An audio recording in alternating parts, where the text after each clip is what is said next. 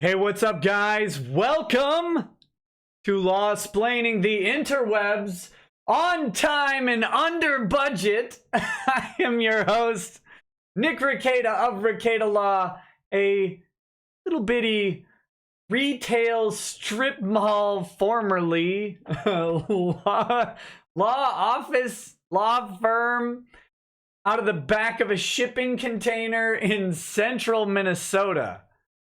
Hi, how are you? We've got a show. We've got a show tonight. We've got a show for you, for the fans. Some great travesties and tragedies have happened today. We're gonna cover all of them. I'll give you a preview in just a second. Gotta take some tea.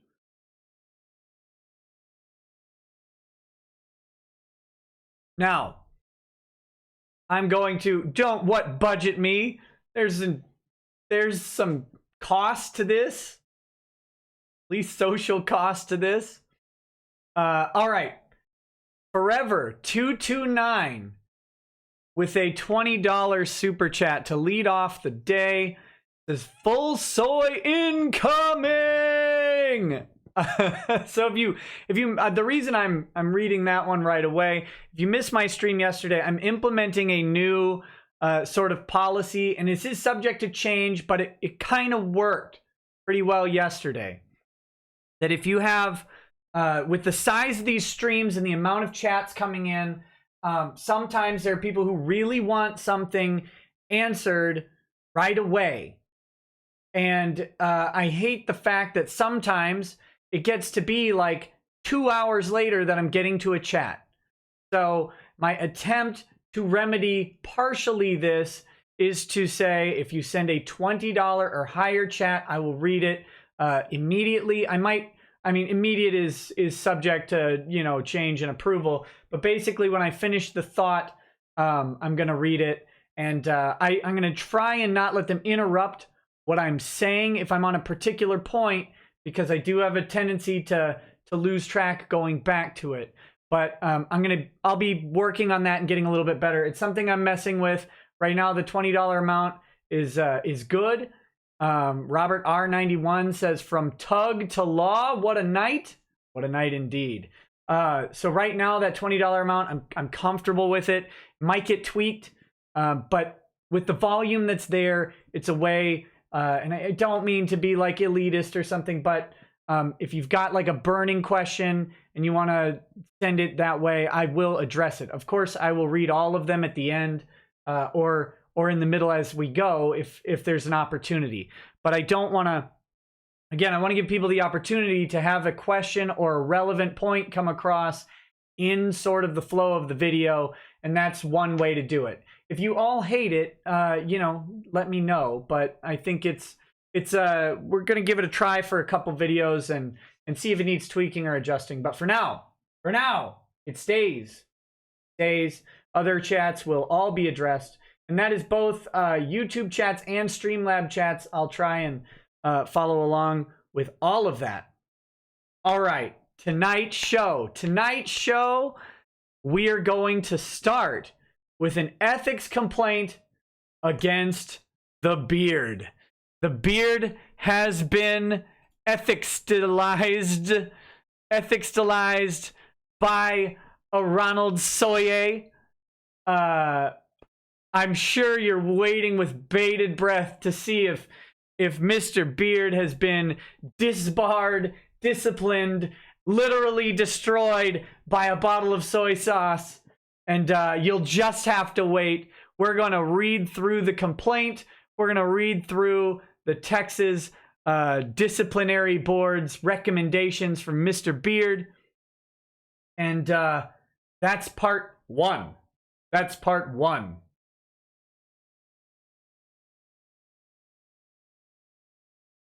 Next, we've got Guns, Beer, Freedom. Thank you, sir. Says, Shane, I know you're watching this. I want my $500. Yes, Shane, You pansy, you disgusting whelp. You said you would pay up on those bets. You said I was gonna back out. Really, you probably should have. And then you said you would pay up on those bets. You owe people like $2 grand. That's like 15 months rent, Shane. Pay it. Pay it. I want my $500. Pay what you owe and save what little dignity you can. Blocking me on Twitter won't erase your debts. Also, Nick, congrats on 50,000 subscribers. Thank you, sir. Thank you, Gunspear Freedom. Good friend of the show. And I hope to be lifted up by you at some future date. Mithran Emrys says, we appreciate you listening to you wax eloquent so long as it does not cross over to bloviating, as your dulcet tones and cogent thoughts simultaneously elucidate and entertain. Keep up the good work, counselor. Butt is secured. Thank you. And then Sakaki Onsai says, part of my job is to meet attorneys from all over America. I met a Texas DOJ lawyer on a consent order case and asked if he knew Ty Beard. His words, I do not want to be on the other side of him. He fears the beard, y'all. That is a great, great story. Thank you, Sakaki Onsai, for sharing that one. That is that's a funny bit. Funny bit. All right. I can't take it. I can't take it. These people. Siren Jag says, tip your fedora to Soye and say McCuck. McCuck. Okay, so that's part one. Part two. Part two. I have a video in my possession. It's actually not in my possession. This is not like a secret, clandestine recorded video. This is a video that is on YouTube. It exists on YouTube. I will be showing that video at some point.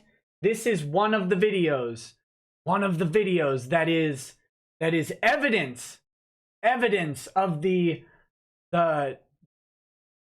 I don't know, the terror, the scourge of women, children, the elderly, the scourge of society, Vic Mignogna, who is devastating to all communities and should be avoided. And this video is evidence of it.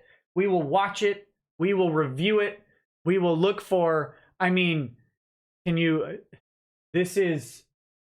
now this is just a bit because Toye has said he has 50 hours of video.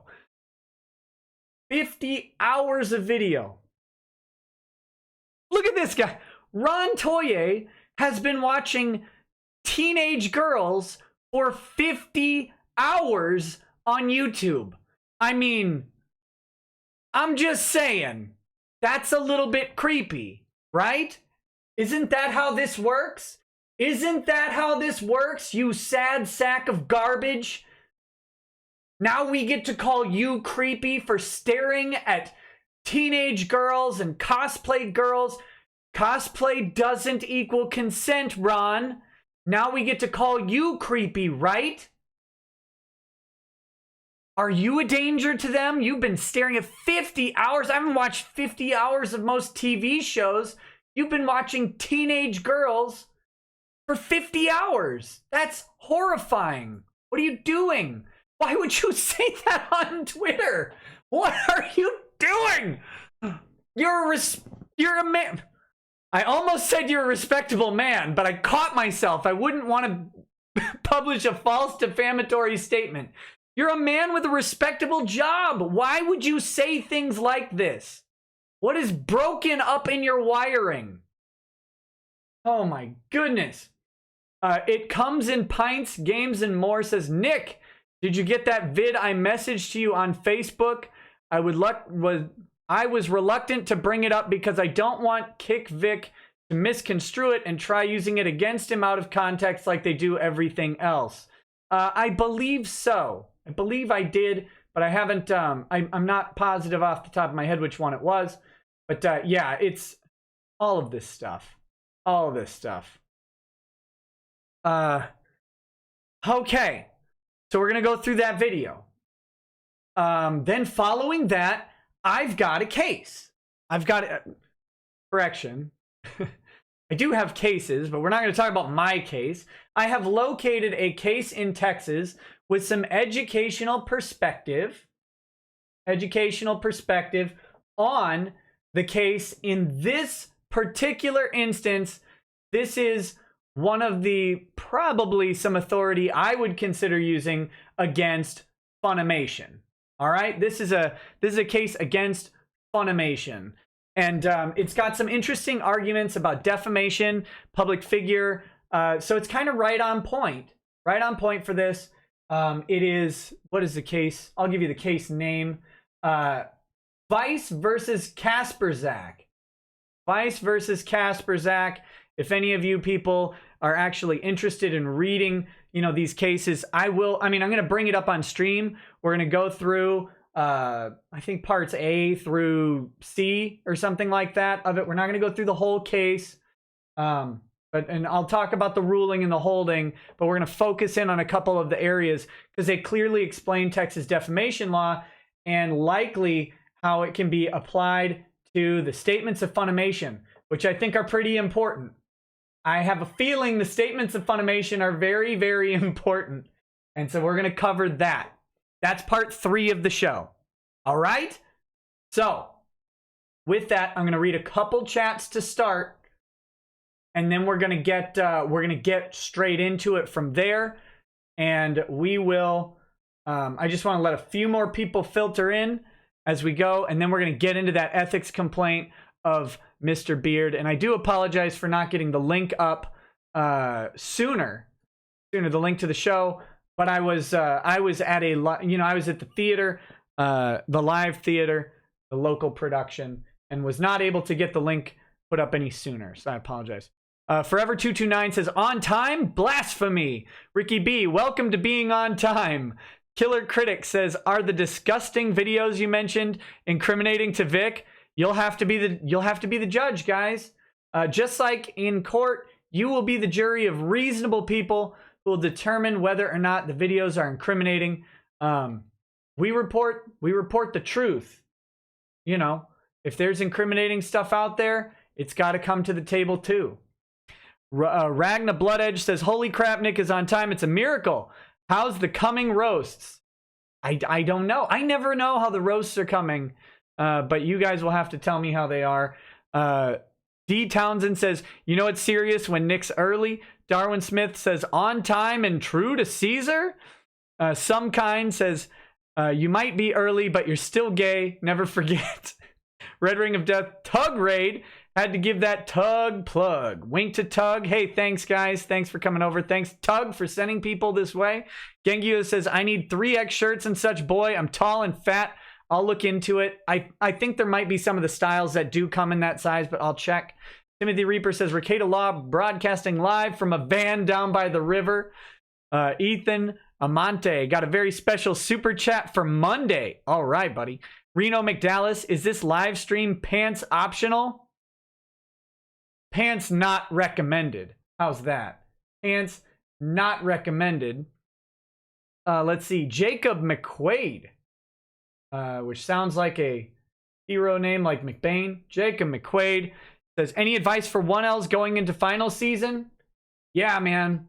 Make sure to sleep. Make sure to sleep and relax. You're going to study a lot. You're going to be tempted to keep studying through the night or whatever. Study, but sleep. Sleep before your finals. Budget time out. Sleep. Go to the bar. Have a drink. Talk to your classmates. Whatever you do to unwind. I know a lot of people in law school go to the bar and talk to classmates. If you don't drink before law school, you usually drink by the end of first semester. So get your rest and relaxation. Very, very important. Always overlooked because you're always stressed out. But just calm down. The end.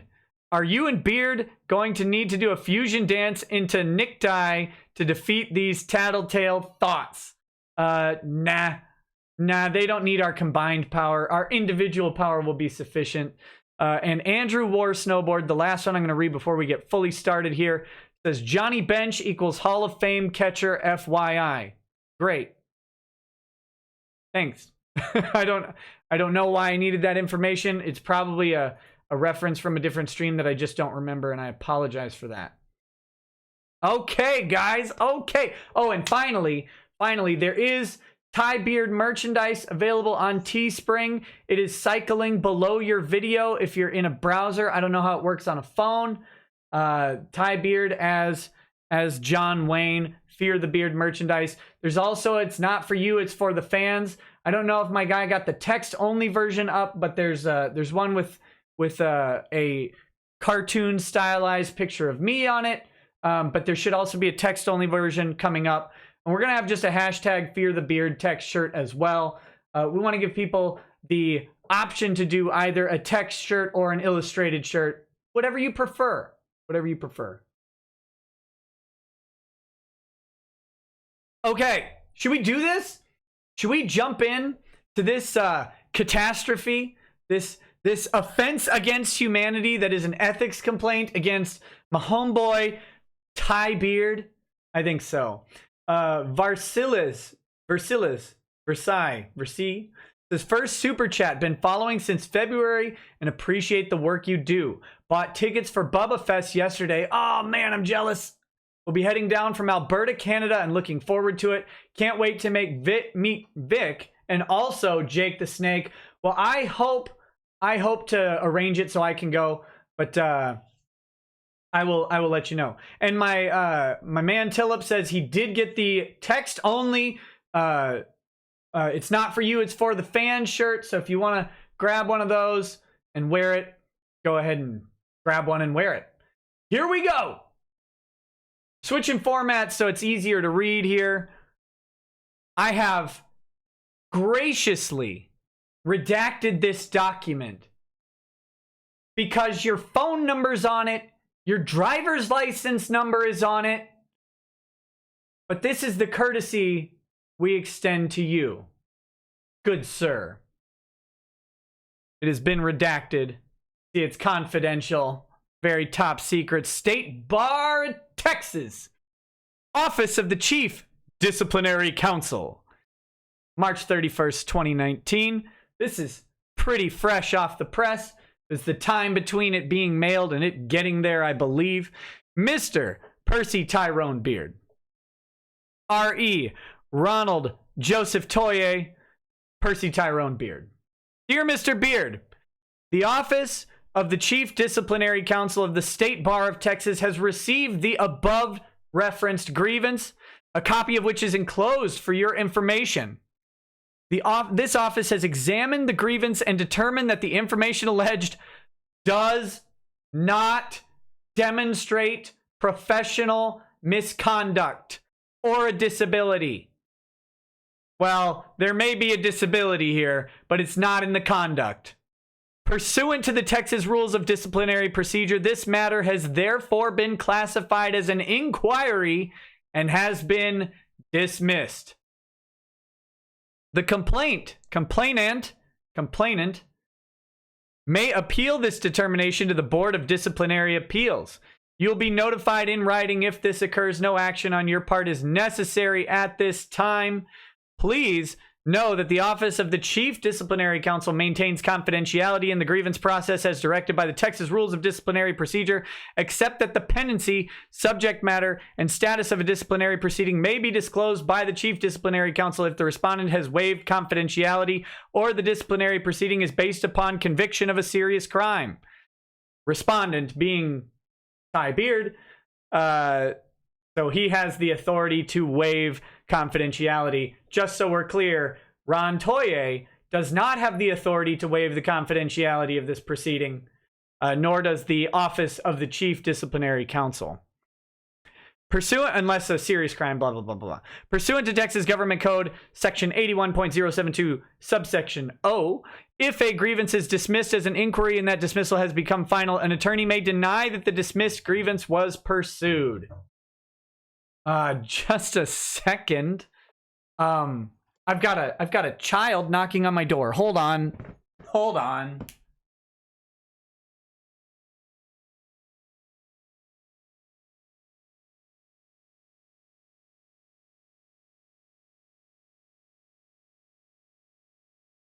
I'll be right back. I apologize. I'll be right back.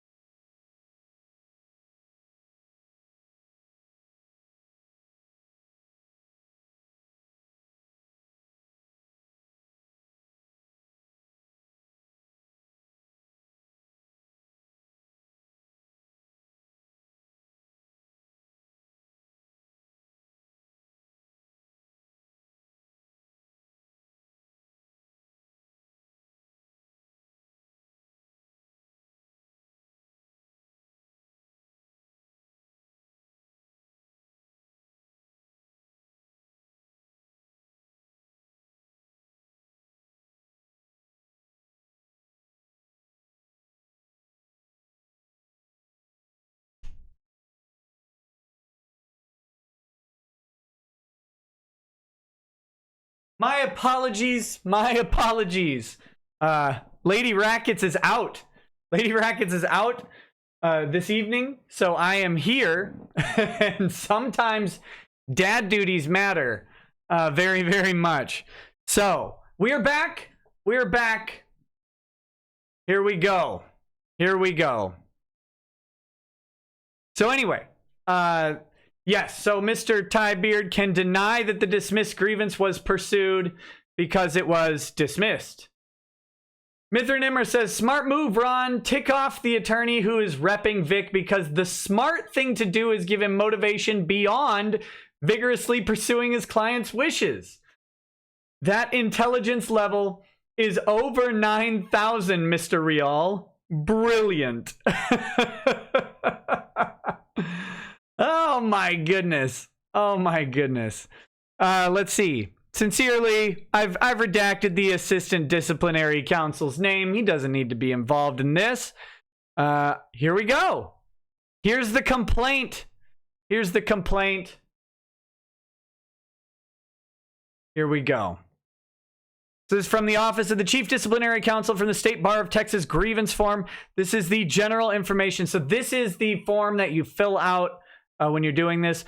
Most of this is just general information. Like you can contact the Client Attorney Assistance Program if you have some of this stuff going on in the middle of your case. Very important that you might need a faster process. But you can contact them.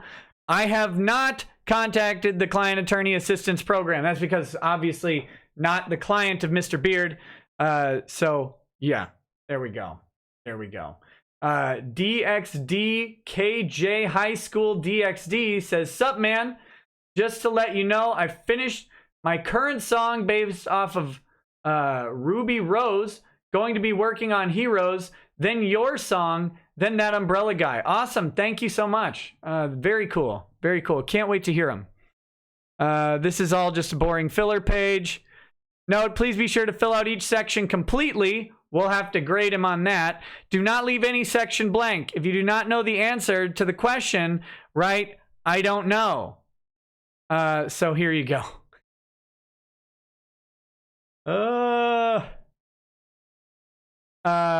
Information about you.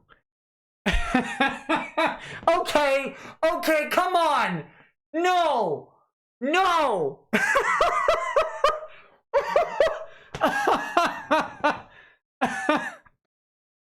Why does it say Mr./Mrs. Ronald Toye? Why does it say that, Ron? Why? Why does it say that?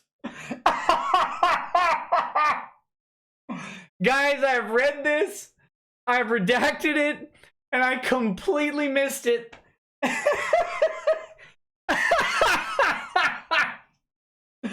Oh. Whoa. Whoa. Okay. Goodness. Ron, that kind of stuff gets you banned on Twitter. Don't do it.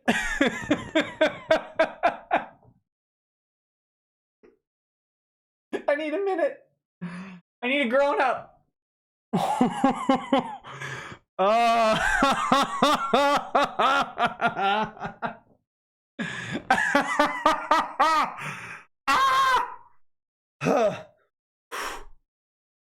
Okay. Okay. All right, I gotta calm down. I gotta get back to it. Back to it. Address, city, state is Texas. This is all redacted. I didn't want to. But employer, look at that. I was nice enough to redact his employer, even though it's publicly available information. But, you know, don't need to make everything more public, do we? Yet? Some point, maybe. But for now, no. But also in Texas, telephone, cell phone, email, driver's license number, date of birth, name and address, and telephone number of person who can always reach you. I've redacted that too. You guys can figure out who that is, the address. Mithrin Emrys says, it's official lore now. Ron is a trap. iRec says, I know you said your email that we can reach you out, but it came out slurred. I would like to join your Discord. You can reply to me on Twitter at RecGears. Yeah, joining my Discord is a matter of subscribing on Patreon or on New Project 2. Those links are both in the description. $5 plus at either one gets you into the Discord. But so there you go. And then from Greek Saiyan says, Mrs. Rial has confirmed by Ron. Okay.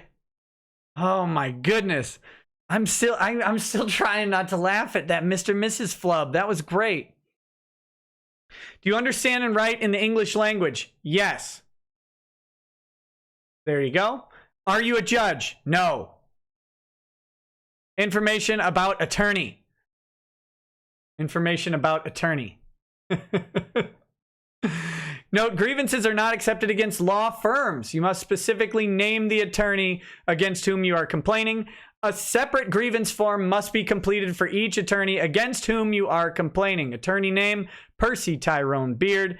Telephone number, I redacted it. Just the same courtesy to both, even though it's public information on both of these. Now notice, have you or a family member filed a grievance about this attorney previously? Yes or no? Why didn't you fill that out? You should put an X right there.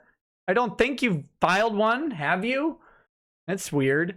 Have you or a family member ever filed an appeal with the Board of Disciplinary Appeals about this attorney? Yes. I mean, what are you doing? How can you? This is a basic form, Ron. You filed an appeal. You haven't filed a grievance, but you filed an, or well, maybe. I don't know. What do you? Okay. All right. We're going to move on. Please check one of the following. This attorney was hired to represent me. This attorney was appointed to represent me. This attorney was hired to represent someone else. He picked someone else. He got one of them right. He got one of them right. Please give the date the attorney was hired or appointed. I'm not sure the exact date, but I believe it was a week ago. This was filled out on the 4th of March. I don't remember the timeline on when the hiring took place, but that's probably somewhat accurate, I would think. That's a reasonable guess based on the information that he has. Please state what the attorney was hired or appointed to do. Now notice, he did this on my complaint too. He did this on my complaint. Mr. Beard was hired to represent Vic Mignogna. Vic is accused of sexually assaulting over 30... Oh, wait, no, he... never mind, he didn't do this. He's actually explaining it here, so this is good. Vic is accused of sexually assaulting over 30 women. Is he really accused of sexually assaulting over 30 women? I don't think he's accused of sexually assaulting a single woman. Actually, there's a rumor mill on Twitter is not an accusation in a legal sense. The attorney is trying to sue his employer and anyone who came forward about their accounts for defamation, libel, and conspiracy. Oh my gosh, is Ron lying? Could someone correct me? But I'm pretty sure Ron has stated that that there's no lawsuit. Smiley face, winky face, smiley face. No lawsuits are coming. Smile, smile, wink, smile, smile. And you're not scared. Winky, winky, smile, smile. Ragna Bloodedge says, holy crap, he actually put that in the form.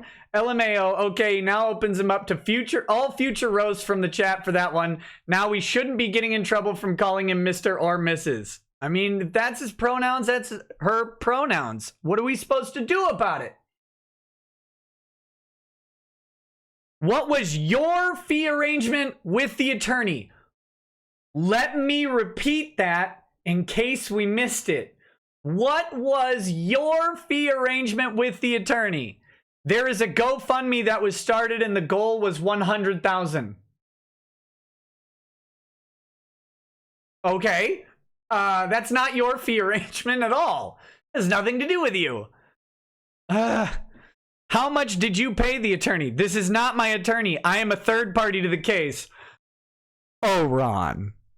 You are not a third party to this case. I don't know that you ever were a third party to this case. You are a first party to this case. You are a first party, Ron. I told you. We will be in touch was sent to you, dummy. Not to someone else.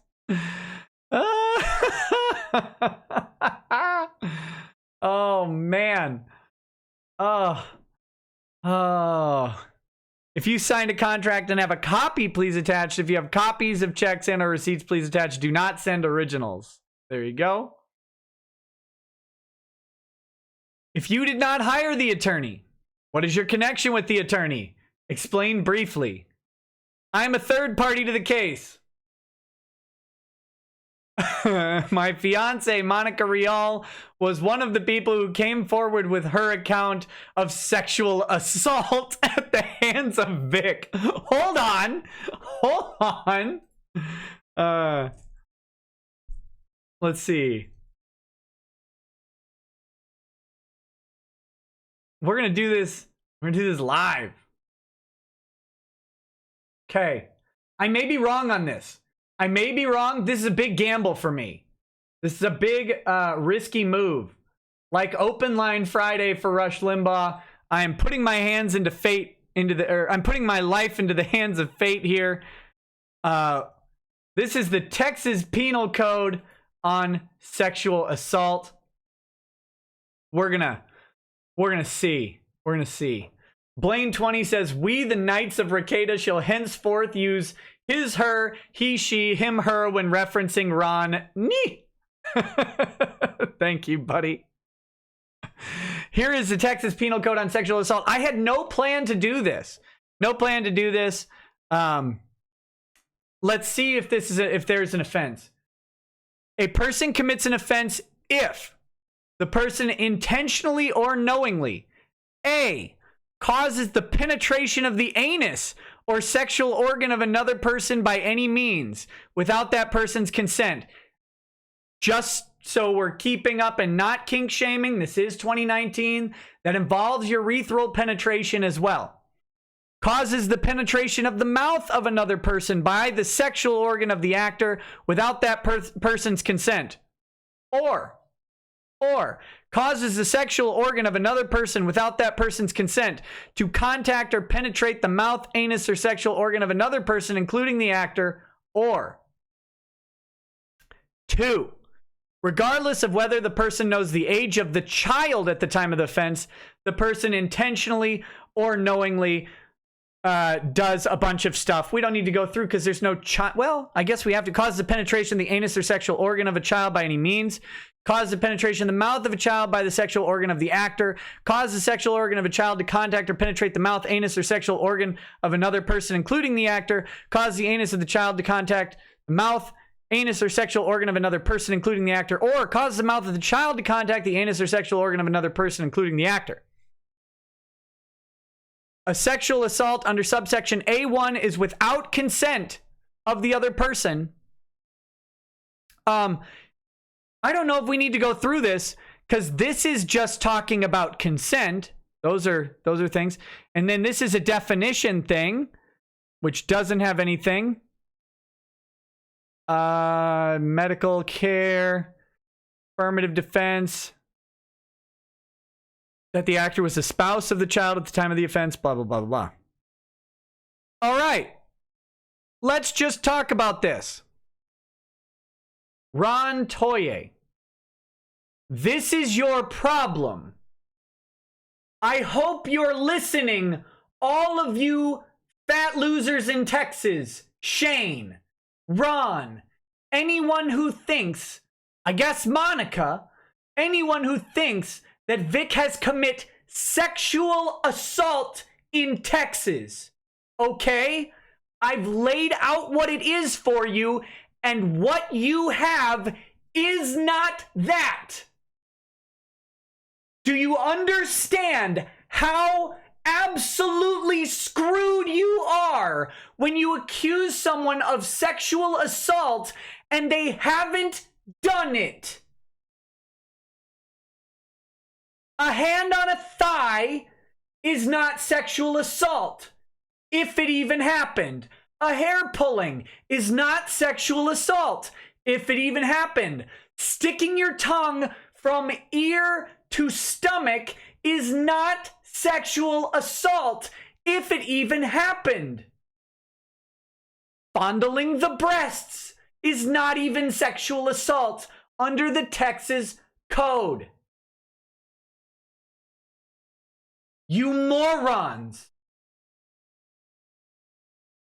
Again, I don't know how else to say this anymore. This is reality. Get off of Twitter.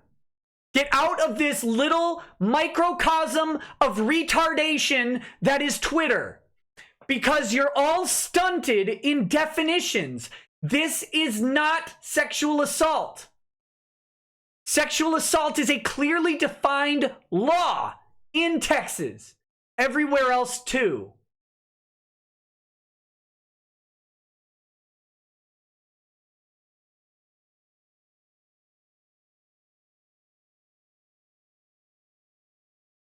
Not only is it defamation, but accusations of a serious criminal nature is defamation per se.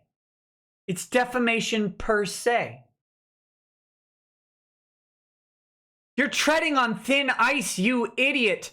And we've been trying to tell you to shut up and you just don't. But fine.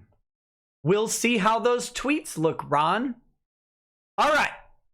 All right, moving on. Moving on. Let's keep it up.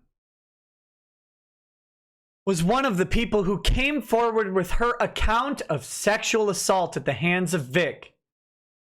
There has been an onslaught of online threats, including death threats.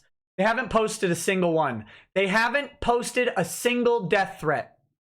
Because I'm guessing it's someone saying, get Minecrafted or whatever. Find a Japanese forest. Bring a rope. Whatever it may be. That's a meme, not a death threat. But they haven't even posted that. They've just said they've gotten them. I believe death threat... without evidence, I believe claims of death threats 0, because it almost always turns out that someone was saying, hey, neck yourself, you, and shave, or whatever. That is somehow a death threat. And maybe that's crass and inappropriate, but it's certainly not a threat of death. Mithrin Emrys says, you mean they actually meant civil battery or sexual harassment like you've been telling them for over a month? Shocked. I need my smelling salts and fainting couch. Isn't it great? Isn't it great? Again, the law is just a game. It's just a game like Twitter. You're just trying to get him banned off of Twitter, right? Like that's the victory. Except that's not how reality works. That's not the world. The world is much different. Okay. Listen to this. After he encouraged his fans to go after his detractors at any cost. This lying sack of garbage. Vic did not encourage his fans to go after his detractors, and certainly not at any cost. Certainly not. At best, the most charitable reading of that is that Vic said to his fan club, you know, if you can defend me against some of these false accusations, I appreciate it. Something like that. He did not tell them to go after detractors. In fact, he said basically the opposite the entire time. Mr. Beard and another attorney from Minnesota have been posting online videos harassing me and instigating additional harassment and trying to intimidate survivors from coming forward. There's not a survivor among you, you lying coward. Are you currently represented by an attorney? No. Now, this was March 5th. I mean, I was telling him March 5th. And now remember, he seems to be writing this on behalf of both of them. Remember, this has been screenshot and sent to my attorney. Has it? Has it? Ugh. Do you claim the attorney has an impairment? You're supposed to answer this. I don't have that information. I don't know. Did the attorney ever make any statements or admissions to you in your presence that would indicate that the attorney may be experiencing an impairment? No. No. You answer the questions, Ron. Yorgamund07. Heck, Vic hasn't even told his attack lawyer to go after people at any cost. He's actively holding everyone back, and good for him. There you go. I will say, Ron appears to have an attorney now. Or at least he talked to one. Don't know if he's ongoing counsel or not, but that appears to be true. Now, again, basic things. Information about your grievance. Where did the activity you are complaining about occur? County, Smith, City, Dallas. Are my geography scholars out there?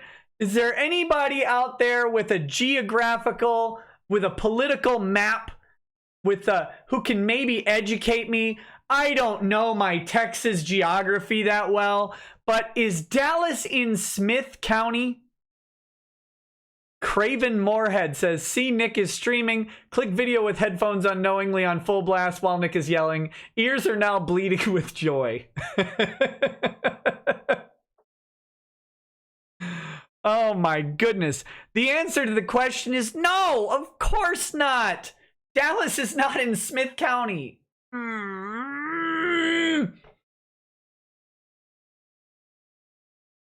Smith County is Tyler. Tyler, Texas is in Smith County.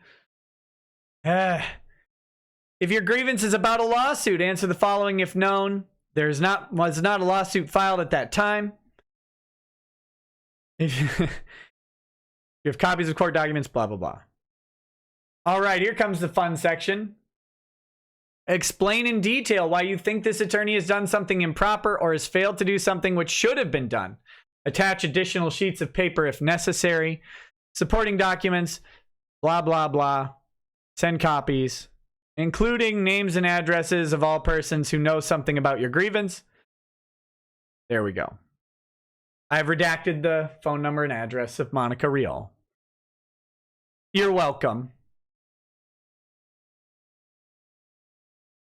Mr. Beard is representing Vic in a case after he was fired from Funimation for sexually assaulting woman on Funimation property.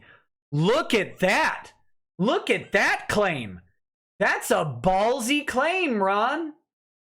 On Funimation property, apparently Vic Mignogna caused the sexual organ, or maybe he just touched anus to anus. Maybe that's what happened. Maybe that's the story.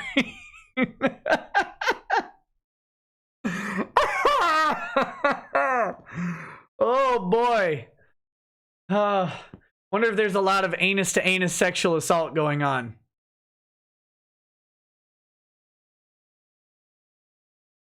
Vic is a famous voice actor with a large fan base. After he was terminated, he asked his followers to go after his detractors. You're reaching. My fiance, Monica Rial, came forward as one of his victims. We started getting death threats, harassment. It has been overwhelming. What? Commas there, buddy. My fiance is also a famous voice actor. Everyone online has been crying for Vic to sue us and throw us in jail.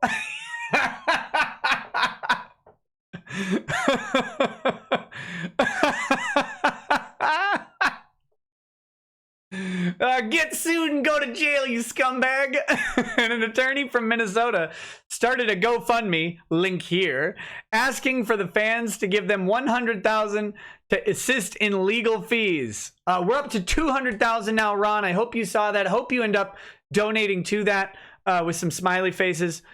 My grievance against Mr. Beard started when, after most of the harassment had died down, he tweeted. And then he links the tweet. You all know the tweet. We will be in touch. We will be in touch. Once the kids saw this, once the kids on Twitter saw this, oh my goodness. I can't take it. Hold on, I gotta move this camera over. I'm like off center, it's bothering me. It's activating my almonds. Once the kids saw this, they began blasting me again with intimidation, threats, etc. They doubled down by doing multiple online videos and live streams talking about me. Link here. At 2 hours, 1 minute, 52 seconds, he mentions me by name and begins to threaten me. I think that's my rant. I think that's my rant after Ty leaves the stream. Oh man, I hope so. He mentions me by name and begins to threaten me. If you review the thread or the thread from his Twitter post, there have been over 3.6 thousand likes on the post, 766 shares of the post, and 661 comments on the post. I let them know that this was instigating harassment. Nope, instigation requires, you know, people actually telling someone to harass you, and no one has. No one wants you to be harassed. Not a single person. I don't want people. I've told them not to contact you over and over and over again. I will tell people, don't bother these idiots. Just leave them be. Don't want to instigate harassment. Gonna laugh. Gonna laugh at every time you say it, though. And intimidating. Instigating harassment and intimidating. And that has labeled me as a beta male.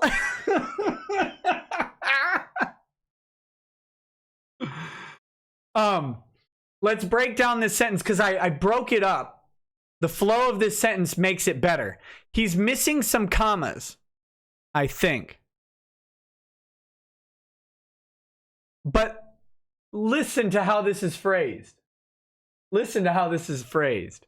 I let them know that this was instigating harassment and intimidating, and that, letting them know, has labeled me as a beta male. Well, I mean, to be fair, you know, the truth hurts sometimes. Here is Mr. Beard's associate. I'm not his associate.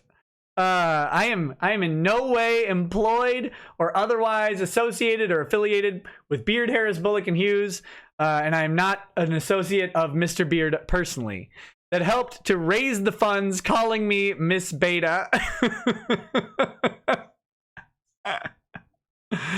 Here is the link where the same associate, knowing Mr. Beard's tweet was meant to intimidate and further harassment, posted this. That's me saying, whoa, get a wellness check on Ron Soye, right?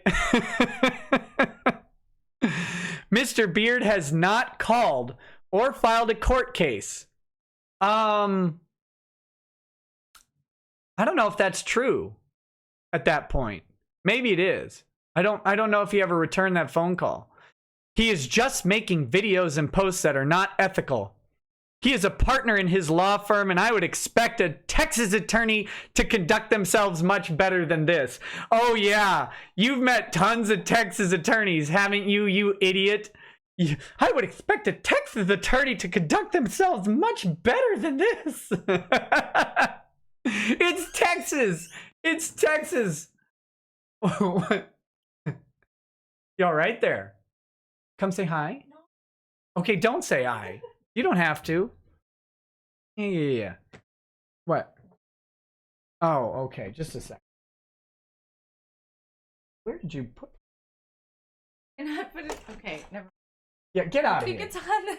It's behind the water. Right there. Turn. Stop. Oh my gosh, you're. What water? Behind you. Oh, this water. There you go. Get out of here. Get out of here. See, first it's a child, then it's the child's mother. Did a child come in? Oh yeah. When? Oh, which one? The little one. The small? That one crawls. No. Oh, I was gonna say. Yeah, go. I got a show to do. Get out of here. Okay. Get out of here. Okay. The second youngest. Yes. Get your issue taken care of and get out of here. The karaoke though. This is live. Hi, friends. They can hear you. Guys, seriously, I went out with my mom and my aunt and some friends of ours we do live theater. I know, don't even. Anyway, the karaoke though. Oh heavens. The ironic thing is the show that we just saw my mom in was about the worst singer in the world, like literally a woman who just could not sing, right? And then we go to the bowling alley and the karaoke for the love.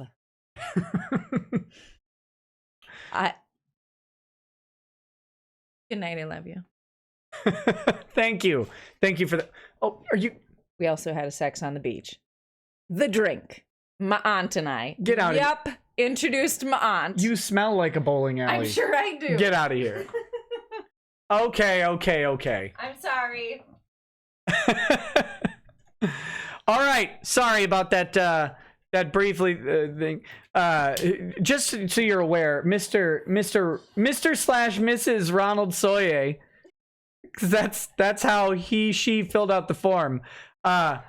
Was just finishing the complaint, saying they expect Texas attorneys to act in a more professional manner than Ty Beard. Ty, how dare you? Is that what I was doing? Yeah, I think so. Good night. Okay, so no, take it. Yeah. So there you go. That's the gist of Mr. and Mrs. Soye's complaint. Apparently found out about this on the internet. Good job. And then attorney-client privilege waiver. There you go. All right. State Bar of Texas. So this is the letter to Ron Toye.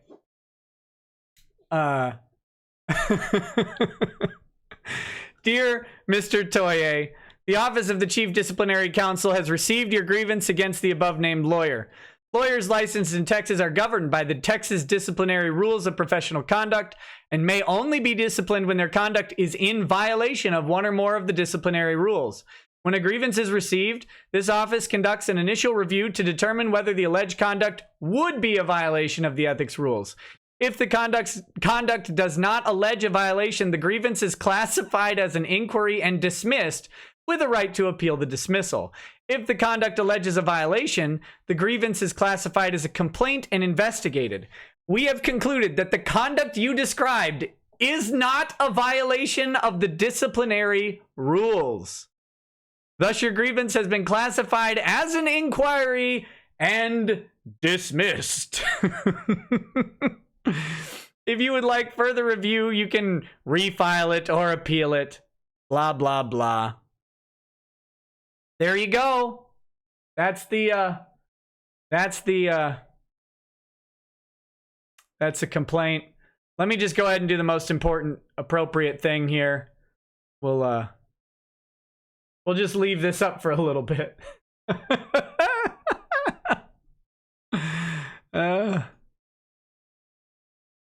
There we go. Woo! We're gonna leave that for a second. I gotta pause.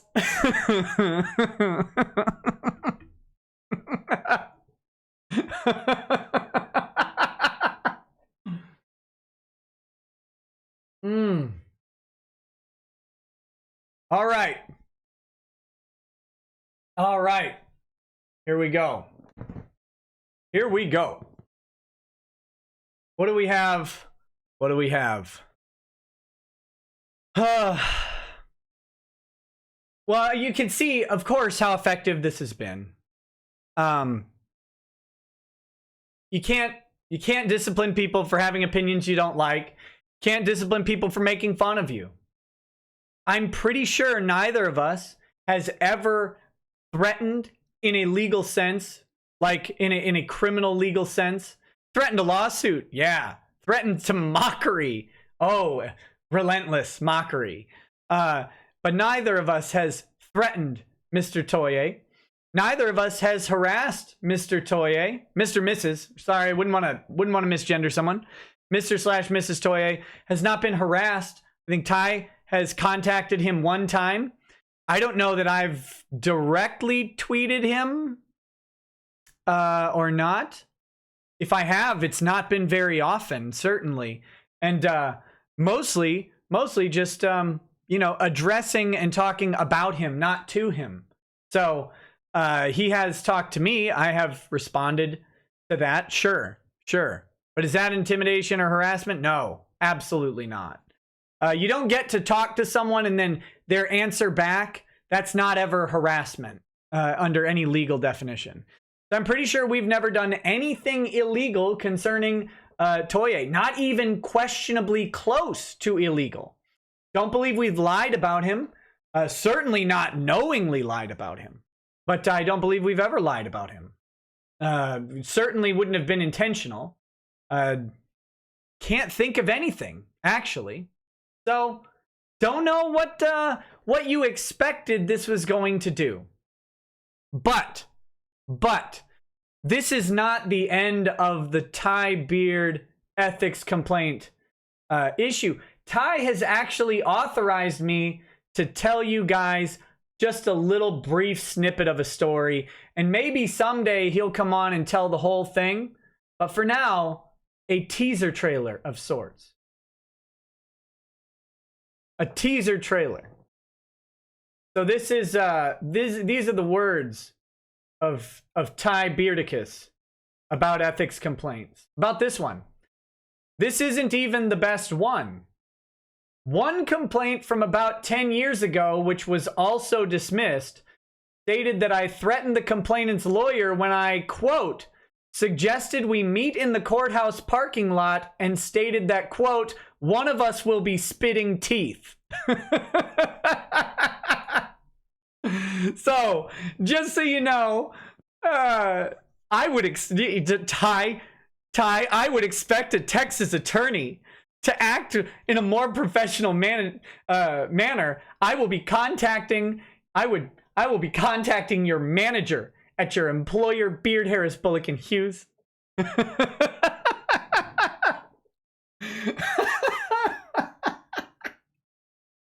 Oh my goodness. Oh. So that's yeah. But you know. We will be in touch. That's harassment right there.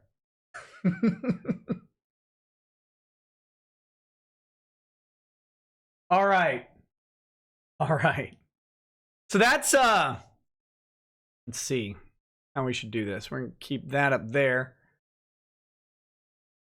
We've got a video to discuss. That segment, oh, that came out right at an hour. That was perfect. No way could I have planned it that way. Well, I could have planned it that way, but effectively, had I planned it that way, it would have been, 10 minutes or 4 hours. Can't do it.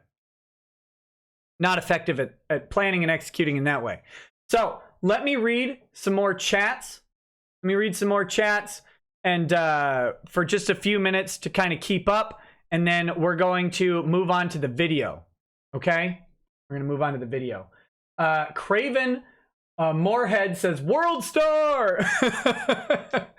Al says, just pumped another baby in my girl. Attaboy, Al. Keep breeding, I suppose.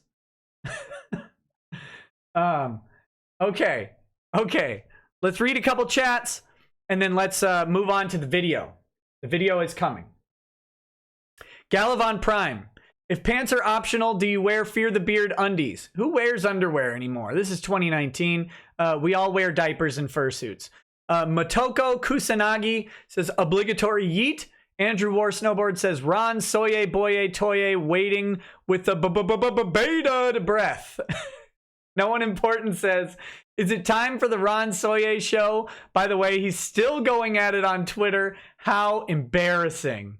How embarrassing. Kota Fujiki says, we ain't getting our money unless we get Leroy Jenkins, Black Dynamite, Chuck Norris, and Mr. Rogers. Valhalla Cosplaying says, I heart you and all the support you are giving Vic. Thank you. It's my pleasure. It's my pleasure.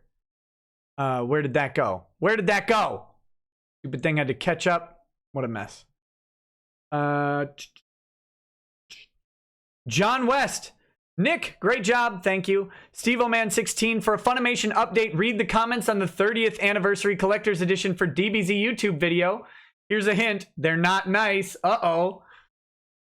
That's a good one. I hope Funimation is watching tonight, because in the third hour, we're going to be talking about Funimation. Because I have a feeling I know what Funimation's plan is for any lawsuit that they might get, and I don't think it's going to go the way they think it's going to go, but we'll see. Dorby says, can Ty Beard use the multiple allegations against Vic in this disciplinary complaint, including the Funimation reason, as evidence in his case against Mr. and Mrs. Toye and or Funimation? That's a tough question. And here's the thing. Okay, I'll answer it. Probably not. These types of complaints tend to be privileged, which means you can't take an allegation in a complaint filed with the attorney disciplinary board and say that that is defamatory. You should be able to. You should be able to, but probably not.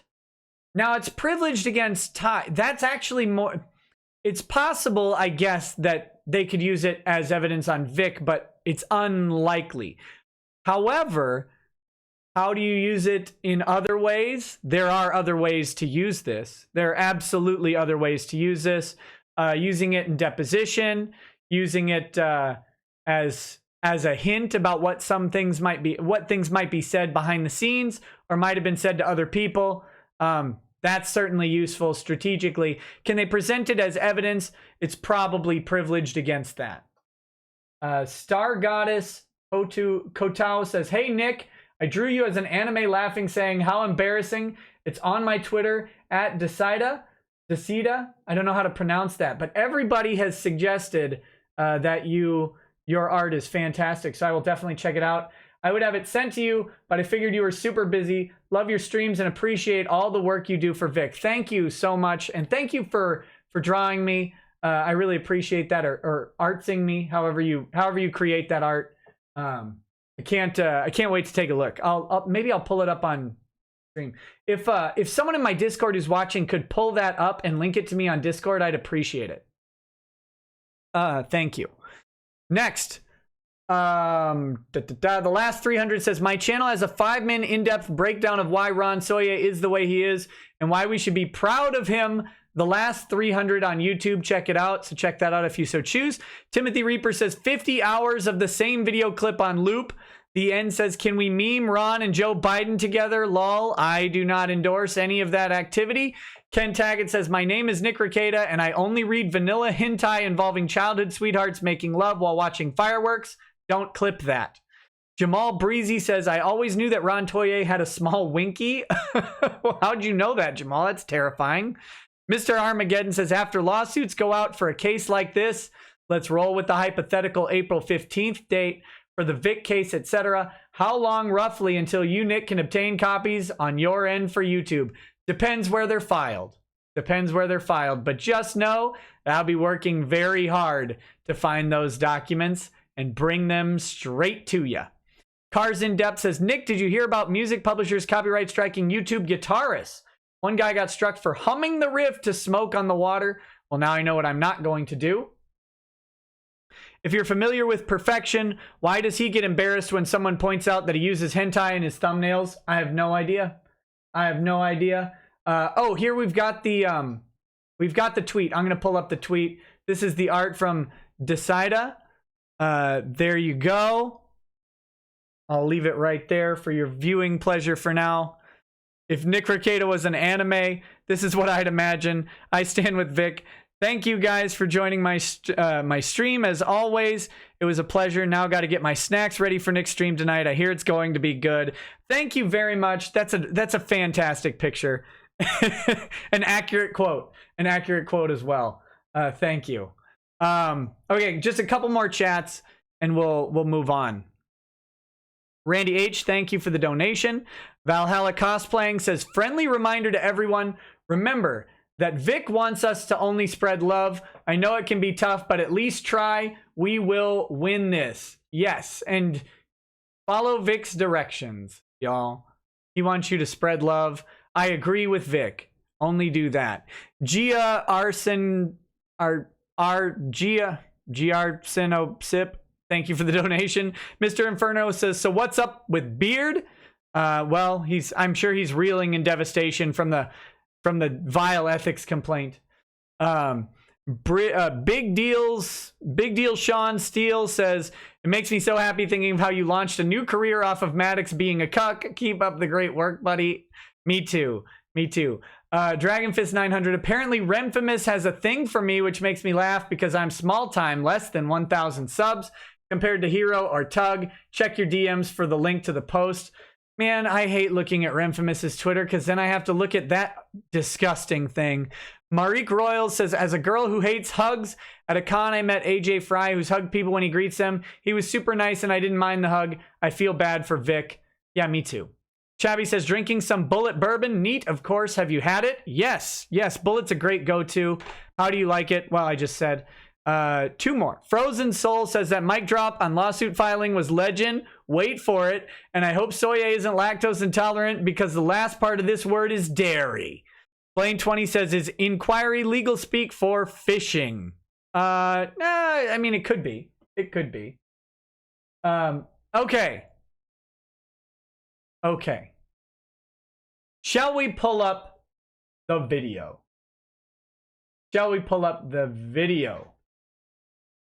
I think we should. Now, this video. Where's my here we go.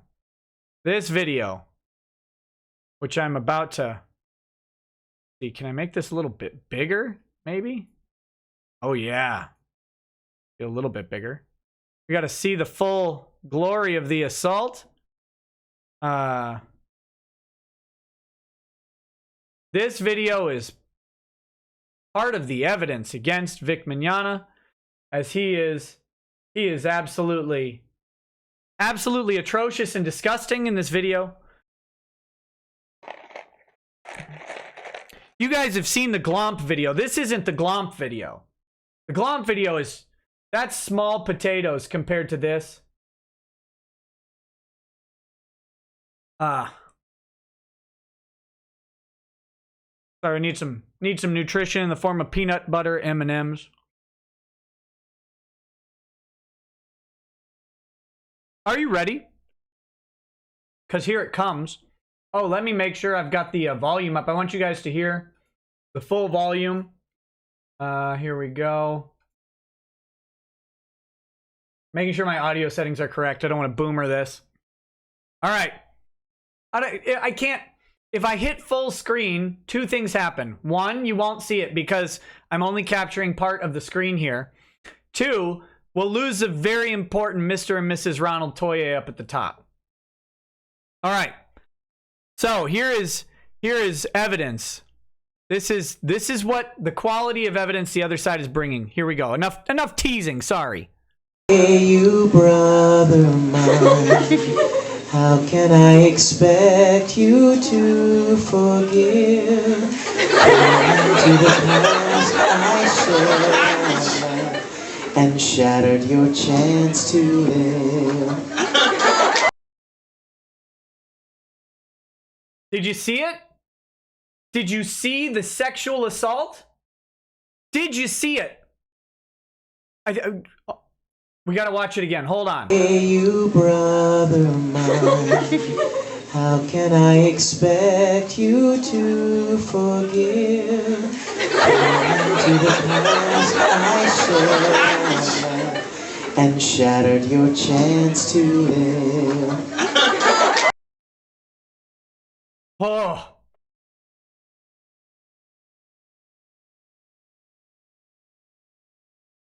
I just have one thing to say. How embarrassing. How embarrassing. That's what they got. That's what they got. That's what they've got. Oh my goodness. He's done. He's done. A horrific rapist. Sexual assaults left and right. It's just a reminder, y'all. It's just a reminder. 20-year career. 20 years of work. Adored by fans. Met by hundreds, if not thousands of fans who will wait in line for over an hour to give him money to have a brief interaction and a small autograph. A person who has built that much credibility with his fan base. 20 years of work over crap like this? It's gone? It's gotta go? He can't, people aren't safe? Are we kidding? Are we kidding now? Because it has to be, like, it has to be a joke. Right? It has to be a joke at this point. These people have to realize they're a joke. This is the world they want. This is the world that they want. A touch on the leg, a hug, a peck on the cheek. That's the world they desire to end careers, to end effectively the public life of someone. It means they get to be branded as a sexual predator, someone you wouldn't feel safe having around your children, having in the same giant building as your children. That's the world they're begging for. How broken are these people? Neon Goblin, WTF was that? Are you serious with that crap? I am deadly serious with this. I am deadly serious because so are they. This is what, I mean, again, this is what they want. This is the world they're begging for. I don't think any of them have thought through it. Because there's photos of all of them giving hugs. Photos of all of them touching people.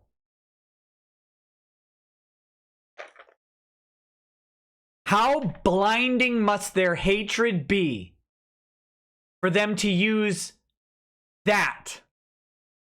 For them to use that to label someone a sexual predator.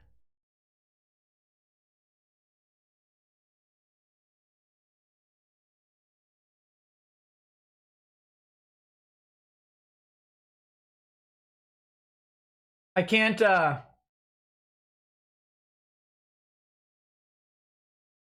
take it. I can't deal with it. It's a reality that they're asking for. Unironically, that's what they want. You can't talk to people. You can't touch people. You have to have a signed consent form to look at someone. Society doesn't function in their world. It can't.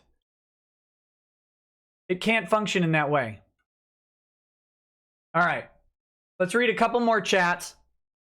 And then we're going to move into the legal document. Okay? We're going to move into the legal document. Did some people miss the video? I could play it one more time. I mean, it's obviously not long. Let's play it one more time. One more time. Hey, you brother mine, how can I expect you to forgive? Into the past I shared and shattered your chance to live. Are we kidding? I mean, are we...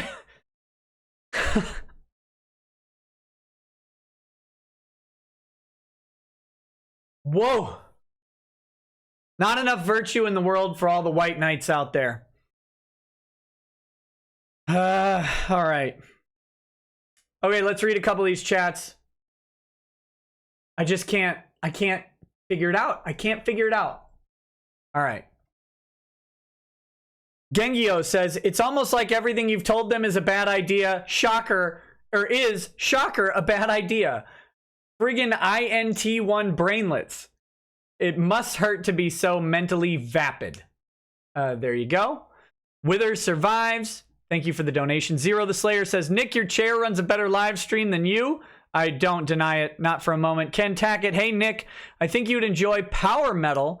3 bands to start: Falconer, Rhapsody, and Powerwolf. I've actually heard of Falconer.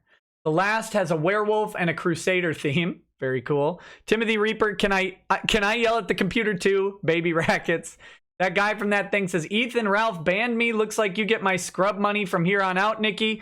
You see the new Joker movie trailer. Looks pretty good. I haven't watched it yet. I hope it is good. I hope DC finds a good voice for their movies soon, because I am really tired of them being garbage. Durka Madurka says, will Ron take Monica's surname after the wedding? Well, remains to be seen. Blaine 20, he didn't fill out 2 lines. He can't read instructions. The DCV Titan says he decided to own being Miss Beta. Blink Your Eyes 1400 says the beard should have been here to get you through. No, the beard cannot be on every stream that involves beard issues. First of all, he's a very busy man. He has other stuff to do. And second of all, you know, it's just it might be too much to have him on all the time. But I will bring him on when appropriate and necessary, and also hilarious. That's my 3rd requirement for everything. Appropriate, necessary, hilarious. King Explosion Murder says, oh shiz, I assumed Soye's gender. Storm Knight MD says, wait, is he smoking? LMFAO, he flips from being the dom to a sub, or what? Oh, what is he smoking? There you go.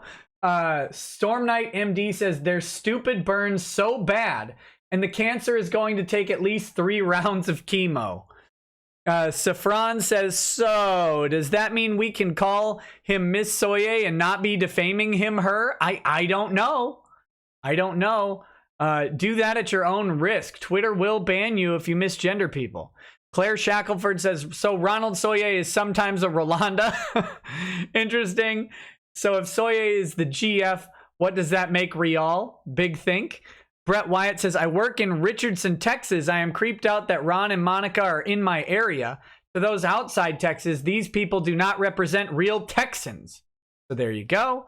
Seth says, I'm here, late and gay, still watching your stuff. You're late and gay today, not me. J Dodd says, Ron is drunk on too much soy. Rick Nikita says, it's not for you, it's for the Emperor. Also agreeable. Storm Knight MD, I had to turn down the reading of the complaint. I was cringing so hard I nearly turned myself into a square knot. DCV Titan says Ron lied on this form. He clearly does not understand English. Addie M says, I'm so going to get in trouble for laughing at work. I apologize. Don't get in trouble. Rolana1 says, can the bar sue Ron for filing complaints that waste their time? Oh, man, I wish. I wish.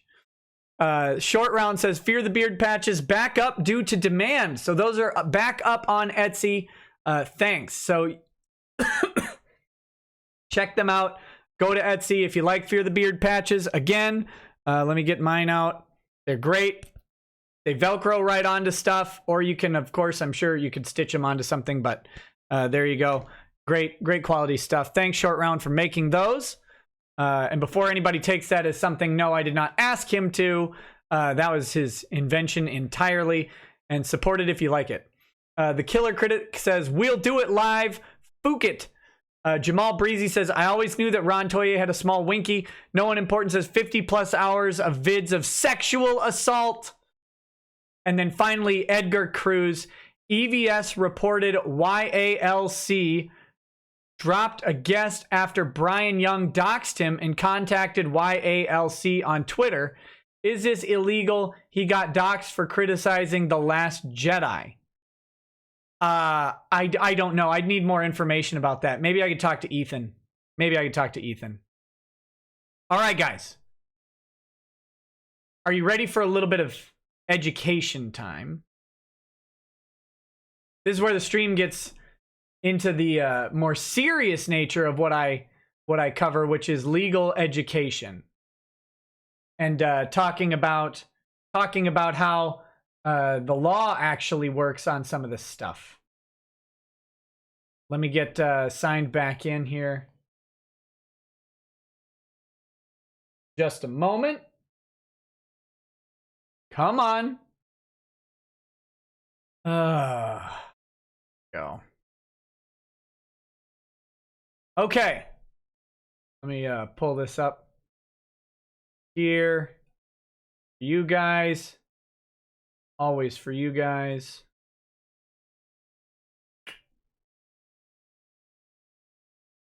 We'll make this a little bit. Hold on.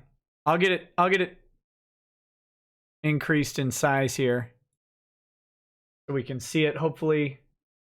Okay. Wish I could get rid of this header thing, but I can't. Oh, come on. Wish I could get rid of this header thing, but I can't, so I apologize for that. That's just how it's going to be. Well, a little bit too much. Okay, so this is a case. Patricia Weiss and Kathy Slaughter versus Daniel J. Kasperzak, Patricia C. Kasperzak, and Catherine D. Kasperzak, appellees. This was decided on October 1st, 2009. Yeah. There we go.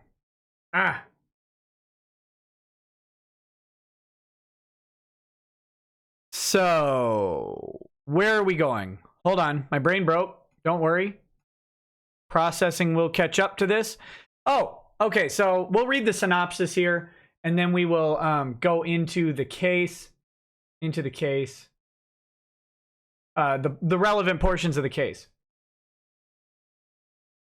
Synopsis. Background. Plaintiff brought defamation action based on newspaper article, letter to the editor, and anonymous flyer that questioned plaintiff's dual role as president of board of directors for Homeowners Association and attorney of record for subdivision developer in actions against association members for delinquent maintenance fees. The 125th District Court, Harris County, John Caselli, judge, denied defendant's summary judgment motion, and the defendants appealed. The Court of Appeals held that 1. Plaintiff was a limited purpose public figure and was therefore required to prove actual malice. 2. Statements at issue were not defamatory. And 3. Other challenged language was constitutionally protected as expression of opinion based on substantially true facts. Now, The first thing you may ask as an attorney, why, oh why, would you ever cite an opinion that has an unfavorable resolution for someone suing for defamation in a defamation claim? Why would you do that? You'd want to go find one that was favorable. Well, one, that's not always easy to do. And two, this one illustrates the law really well, as it will apply, in my opinion, to Funimation. I don't know that this argument as applied to Funimation will be a novel legal argument. I don't think so. But it is not the mainline sort of approach to a defamation act by a company. This is, remember, a case about media primarily. So I'm bringing it up, and I'll explain my reasoning as we go. But this gives a good idea of how a public figure is determined, how a limited purpose public figure is determined. So then people can start making their ideas and arguments about whether Vic is a public or a limited purpose public figure for defamation purposes, how defamation is done, and a really neat way that defamation acts on a substantially true or substantially false collection of statements rather than just an individual line or individual words out of a greater work. So that's why this is gonna, in my opinion, could be applied to Funimation. I don't know if Beard, Harris, Bullock, and Hughes would be interested in using this type of argument. They're going to have their own legal strategy. This is entirely my speculation on a possible argument, but it gives me an opportunity to educate and go through how Texas specifically looks at this stuff.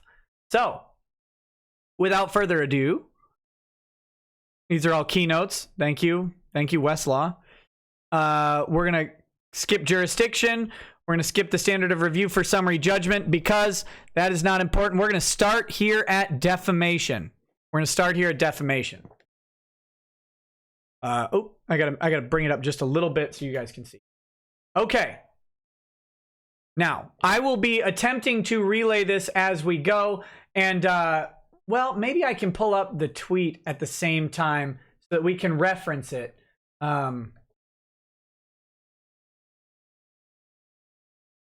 If I can do that, that would be great. That would be great. Hold on. Hold on.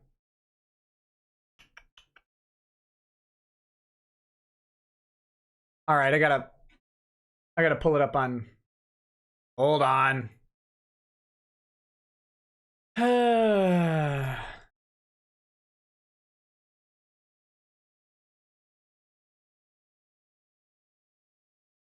Funimation tweets like a million times. Seriously? If anybody has handy that the Twitter thread from Funimation on Vic Mignogna's termination, was that was like February 5th or something. On. Might have been February 11th. That one. No,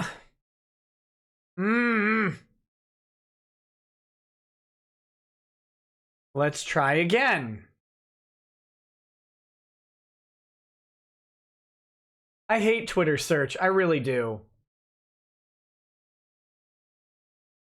This is top shelf entertainment, I know. But I want to make sure that we have this tweet available to get it right. Why can't I?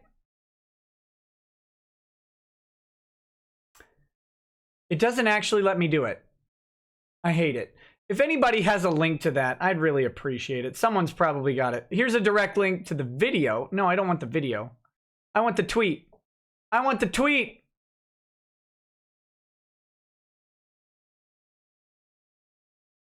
Yeah. Okay, so when I did the search from Funimation or from... No! Okay, I think I can fix it now.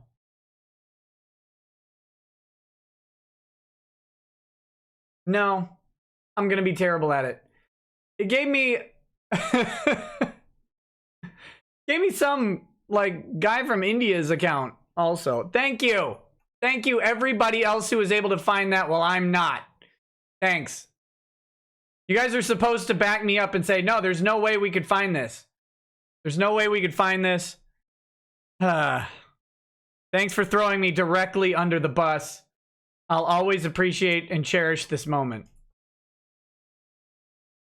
Maybe I should have had like my 6-year-old come in and teach me how to use Twitter. Oh my God. Okay. So here's a refresher on the statement. Everyone, we wanted to give you an update on the Vic Mignogna situation.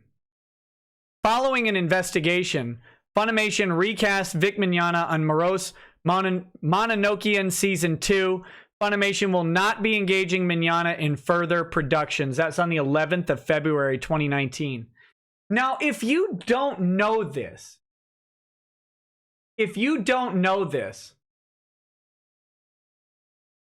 Funimation had fired Vic Mignogna before this. He was already terminated. I believe he may have even been terminated at the end of January. So this begs the question. Why, oh why, would Funimation make this statement? He had already been terminated. It was already done. No reason to bring this up. No reason at all. But next, part of our core mission is to celebrate the diversity of the anime community and to share our love for this genre and its positive impact on all. We do not any kind of harassment or threatening behavior being directed at anyone. Edit, we do not condone any kind of harassment or threatening behavior being directed at anyone. Okay. Now, put your brain on. Sorry, I'm getting warm, getting pissed already. Put your brain on. And you tell me how anybody reads that set of tweets. Following an investigation, Funimation recast Vic Mignogna. Will not be engaging him in future productions. Part of our core mission is to celebrate the diversity of the anime community and to share our love for this genre and its positive impact on all. We do not condone any kind of harassment or threatening behavior being directed at anybody. There's only one way to read that statement. That the investigation produced some sort of evidence of harassment or threatening behavior being directed at someone by Vic Mignogna. That's the only reason any normal person would string together this series of events. That's just how it goes. Okay? Okay. There's, like, if someone's got an alternative way to read that, I guess let me know. I guess. So here we go. Keep that in mind, and we'll reference it back. Defamation. So, Bison Slaughter moved for summary judgment on the defamation claims regarding the 2 letters to the editor, an anonymous flyer, and an article. To establish a defamation claim, a plaintiff must demonstrate 1, that the defendant published a factual statement, 2, that was capable of defamatory meaning, 3, that concerning the plaintiff, and 4, while acting with either negligence if the plaintiff is a private individual or actual malice if the plaintiff is a public figure or public official concerning the truth of the statement. All right. So now, there are various legal scholars out there in the world of Twitter saying that Vic is definitely a public figure. Maybe he is. Saying definitely, no. Absolutely not. You cannot definitely say that anybody who's not a government employee is a public figure. It's definitely a question of fact for a judge or jury to determine whether or not they are a public figure. Okay? That's a fact question that needs to be resolved by a court, by a competent court using the appropriate legal standards. It is not ever a foregone conclusion one way or the other, unless someone is an official, is a public official acting in their official capacity. Okay? The president, when giving the State of Union address, which is in the Constitution, is definitely a public figure, right? Definitely. Okay. Definitely. Yeah, definitely a public figure. Definitely. Whether the publications are of and concerning appellees. So this one we can skip this, right? This one we know the summary of this section is that the plaintiff must be referenced in some way. They must be identifiable from the statements. Funimation clearly names Vic Mignogna, so the publication is certainly of and concerning Vic Mignogna, right? That's not a question in our case. I'm going to skip this section, but just so you know, a crucial portion of any defamation issue is, are they actually, would a reasonable person be able to figure out who they're talking about? Are they actually talking about the person? There you go. Now, whether Casper Zach is a limited purpose public figure. Excuse me. In their third issue, Vice and Slaughter argue that Casper Zach is a limited purpose public figure for the purposes of his defamation claim, and that, therefore, he is required to prove that Vice and Slaughter published the challenged editorial, flyer, and letter with actual malice. Casper Zach's respond that he is not a public official or limited purpose public figure, and therefore, actual malice does not apply. Casper Zach's argue that although Casper Zach is a trustee for the Crosby Independent School District, the defamatory statements at issue in the suit do not relate to his status as trustee. Further allege that he is not a limited purpose public figure because the controversy at issue is not a public controversy, but just, quote, a grudge held by a few Newport homeowners against the president of their homeowners association. All right. The degree and burden of proof required in a defamation case hinges on the status of the plaintiff as either a public figure or a private individual. Freedoms of expression upon public questions is secured by the First Amendment. Moreover, there is a profound national commitment to the principle that debate on public issues should be uninhibited, robust, and wide open, even if it includes vehemently caustic, sometimes unpleasantly sharp attacks on public figures. The question in a libel case brought by a public figure, therefore, is whether statements made in such a context forfeit constitutional protection by the falsity of some of the factual statements made and the defamation of the plaintiff. Overmodulating a lot. Sorry, it's probably because I'm reading towards the mic and I'm very close to it. I apologize. I'd adjust the gain, but it's a long way away. I'll try and be better. All right. So again, we have to go. Are there factual statements made here? Here we go. Back to the tweet.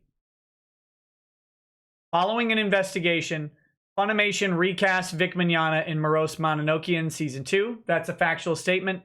Following an investigation is a factual statement. Funimation will not be engaging Mignogna in future productions. That's a factual statement.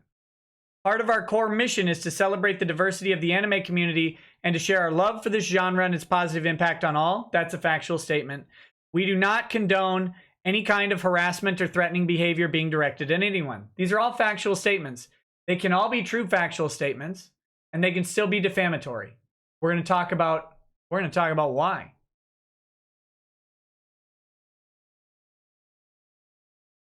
Let's see. The Texas courts have adopted the defamation standards set out in Sullivan, that's New York Times versus Sullivan, the Supreme Court case, for public officials and public figures. Under this standard, a public official or public figure bears the burden of proving actual malice by clear and convincing evidence. Actual malice, this is a quote, actual malice means that the defendant made the statement knowing that it was false or with reckless disregard about whether the statement was false or not. For the actual malice standard to apply, two prerequisites must be met. First, the plaintiff must be a public official for the purpose of the published statements, and second, the allegedly defamatory statements must relate to the plaintiff's official conduct. A higher standard of proof of defamation applies not only to public officials, but also to limited purpose public figures. Limited purpose public figures are those persons who thrust themselves to the forefront of particular public controversies in order to influence the resolution of the issues involved. Read it again. This is the Texas legal standard. This is the legal standard for a limited purpose public figure, not their Not they made a popular movie. Not that they're in TV shows. Public official and then limited purpose public figure. Public official means government employee, an official employed by the public. Vic is 100% not a public official. But read this line again. This is from the case law that Texas uses to determine limited purpose public figures. Plaintiff must be a public official. Oh, okay, wait. Limited purpose public figures are those persons who, quote, thrust themselves to the forefront of particular public controversies in order to influence the resolution of the issues involved. Has Vic thrust himself to the forefront of a public controversy? Survey says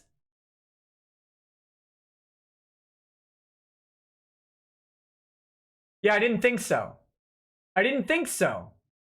First of all, is this a public controversy? Maybe.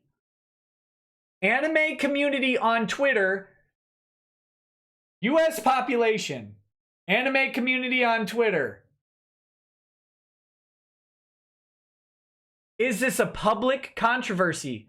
Honestly, think about a public controversy. Is this it? Maybe. When you go outside and talk to people about Vic Mignogna, go talk to 100 people in your town and find a single one that knows about this who doesn't watch like this show. There is no, I mean, the fact, if this is a public controversy, maybe. But did he thrust himself into it? Nuh-uh. You don't get to accuse someone of being a public figure in a public controversy. You don't get to accuse them and put them into it. They have to put themselves into it. There's a huge difference in these two things. So, yes. Where do we go? Yeah, and in order to influence the resolution of the issues involved.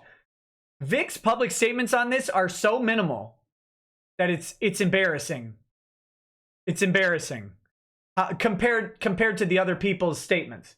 So is Vic a public figure on this? I don't know. But you know who? Now let's talk about this. Let's talk about this for a second. Are there abject nobodies out there who have thrust themselves into the forefront of a particular public controversy in order to influence the resolution of the issues involved? Sure. Me, right? I'm probably a limited purpose public figure for this matter if it is a matter of public concern. I've thrust myself into the forefront of the controversy. Sure. So is Shane. So is Ron Toye.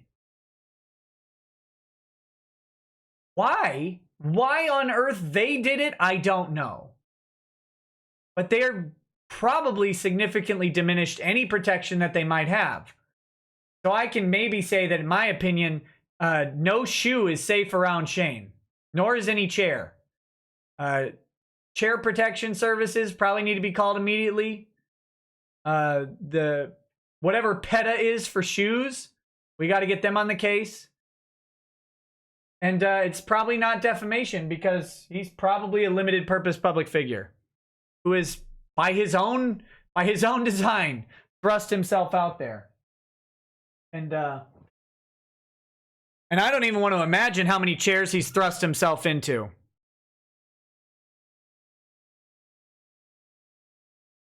All right. But anyway, I digress. Yeah, Dominique Sky, probably. Jamie Markey, Monica Rial, clearly have thrust themselves into it. Gross. They assaulted this public controversy.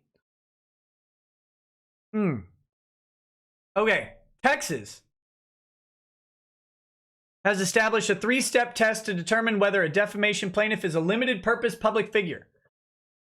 1, the controversy at issue must be public, both in the sense that people are discussing it and people other than the immediate participants in the controversy are likely to feel the impact of its resolution. Now, going back to Funimation. Are the immediate participants in the controversy likely to feel the impact of its resolution? Are people discussing it? I don't know that they were. But maybe. The plaintiff must have more than a trivial or tangential role in the controversy. Do you have a role in getting fired by being libeled? I don't think so. The alleged defamation must be germane to the plaintiff's participation in the controversy. I don't know. I don't know about that. Again, the libel also occurred before any public commentary, allegedly, right? Would have occurred before the public commentary. But we'll see. We'll see.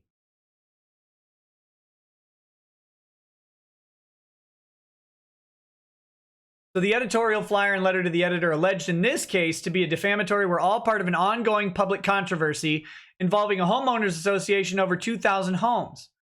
As the Kasperzaks acknowledged, the controversy, quote, has played out in the Star Courier, which has circulation of approximately 7,500, and other local newspapers.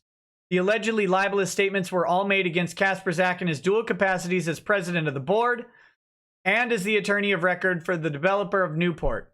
They essentially accused him of an improper conflict of interest in taking actions on behalf of the developer and against the interests of the homeowners in his capacity as attorney for the developer.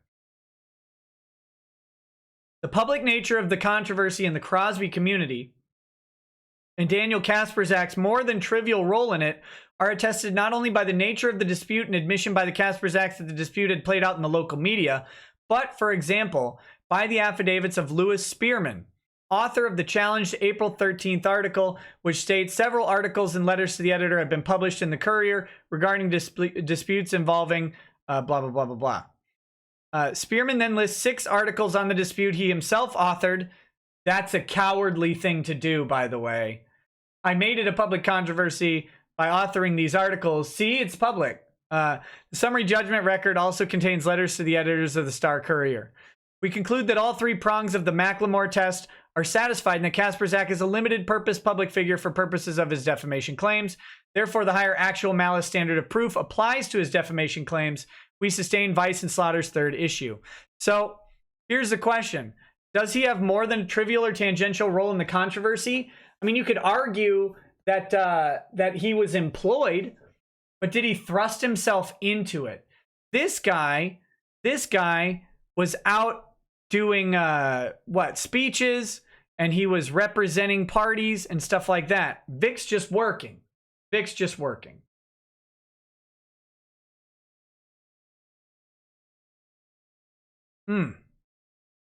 So is he a limited purpose public figure? Possibly. Always possible. But again, is it a surefire deal? No, he doesn't actually meet the nature of the underlying ruling. Under the 3-prong test, it's an argument. It's an argument. The alleged defamation must be germane to the plaintiff's participation in the controversy. So the defamation would be that he engaged in harassment, right? Like that's, here we are, that he engaged in harassment or threatening behavior. Well, is that true? I don't know. But what's his participation in that? And is the commentary germane to his participation as a public figure? I don't think so. He didn't participate in this discussion publicly at all. So he just happened to be the guy they're firing. All right. Next, whether the challenge statements are defamatory.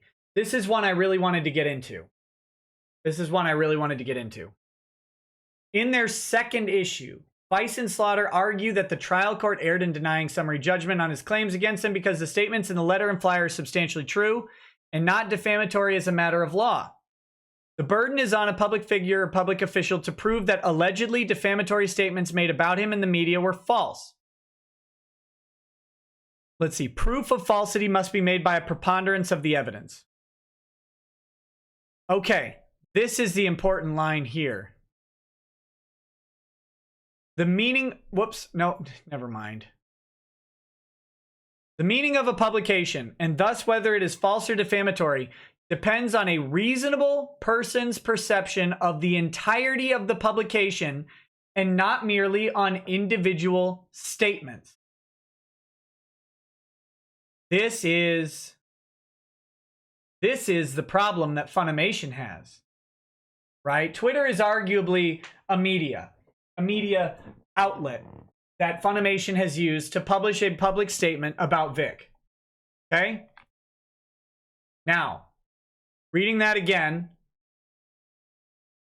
the meaning of a publication and thus whether it is false and defamatory depends on a reasonable person's perception of the entirety of the publication and not merely on individual statements.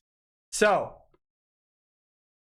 we wanted to give you an update on the Vic Mignogna situation. True statement. Following an investigation, Funimation recast Vic Mignogna and Morose Mononoke in Season 2. Probably a true statement. Funimation will not be engaging Mignogna in the future productions. True statement. Part of our core mission is to celebrate the diversity of the anime community and to share our love for this genre and its positive impact on all. I mean, we can press X to doubt on that, but true statement. We do not condone any kind of harassment or threatening behavior being directed at anyone. True statement. But in total, in sum, how on earth do we read this? Other than Vic Mignogna must have participated in harassment or threatening behavior in violation of their core statement following an investigation, right? We have to conclude that. We have to. I don't know how else you conclude that. Any reasonable person would conclude that is the answer.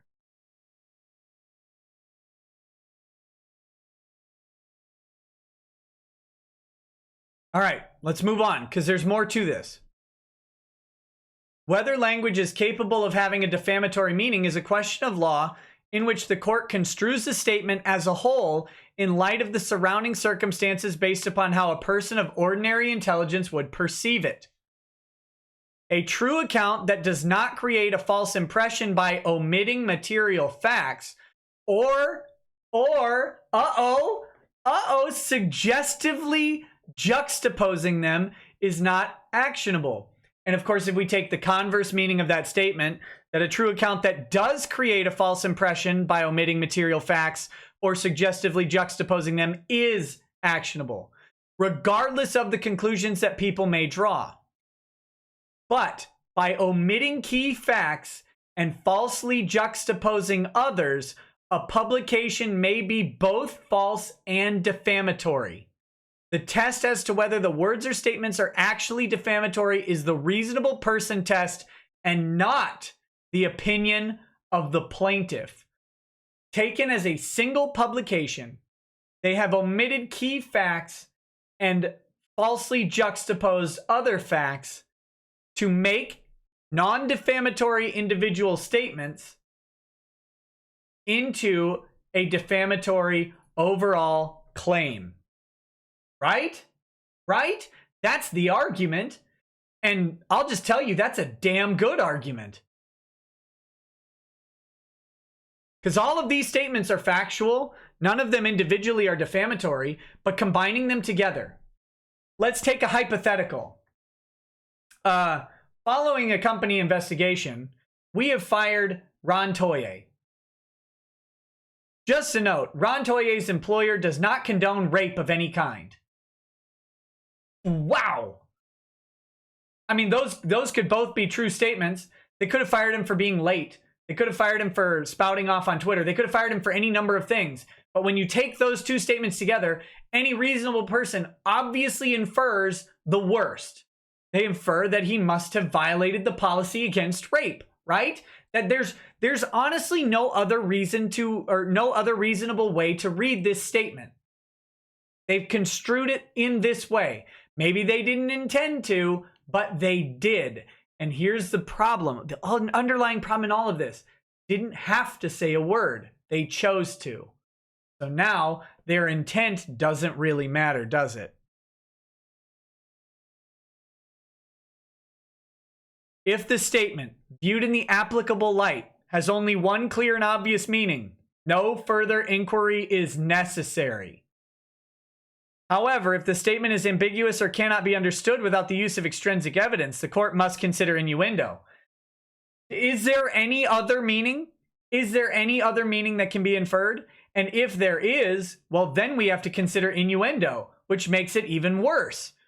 Innuendo may be used to explain, but not extend the effect and meaning of the language.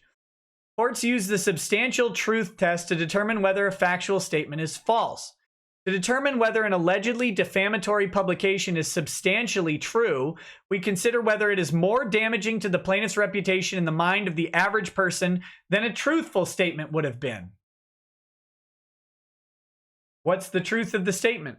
Now, here's the thing. They have to, under their current statement, they have to have found evidence of harassment or threatening behavior that is sufficient to fire someone. They'll have to back it up. That's the key. This involves looking to the gist of the publication. The analysis for distinguishing between an actionable statement of fact and a constitutionally protected expression of opinion focuses on the statement's verifiability and the entire context in which it was made. If a statement has the same effect on the mind of the average reader as a true statement, then it is not false. If the article correctly conveys the story's gist but relayed certain details incorrectly, the article would be considered substantially true. So again, they have to have the impact of that statement, the gist of it, the understood meaning be true, not the underlying meaning of each individual statement. That a statement is defamatory, that is injurious to reputation, does not mean that it is false and vice versa.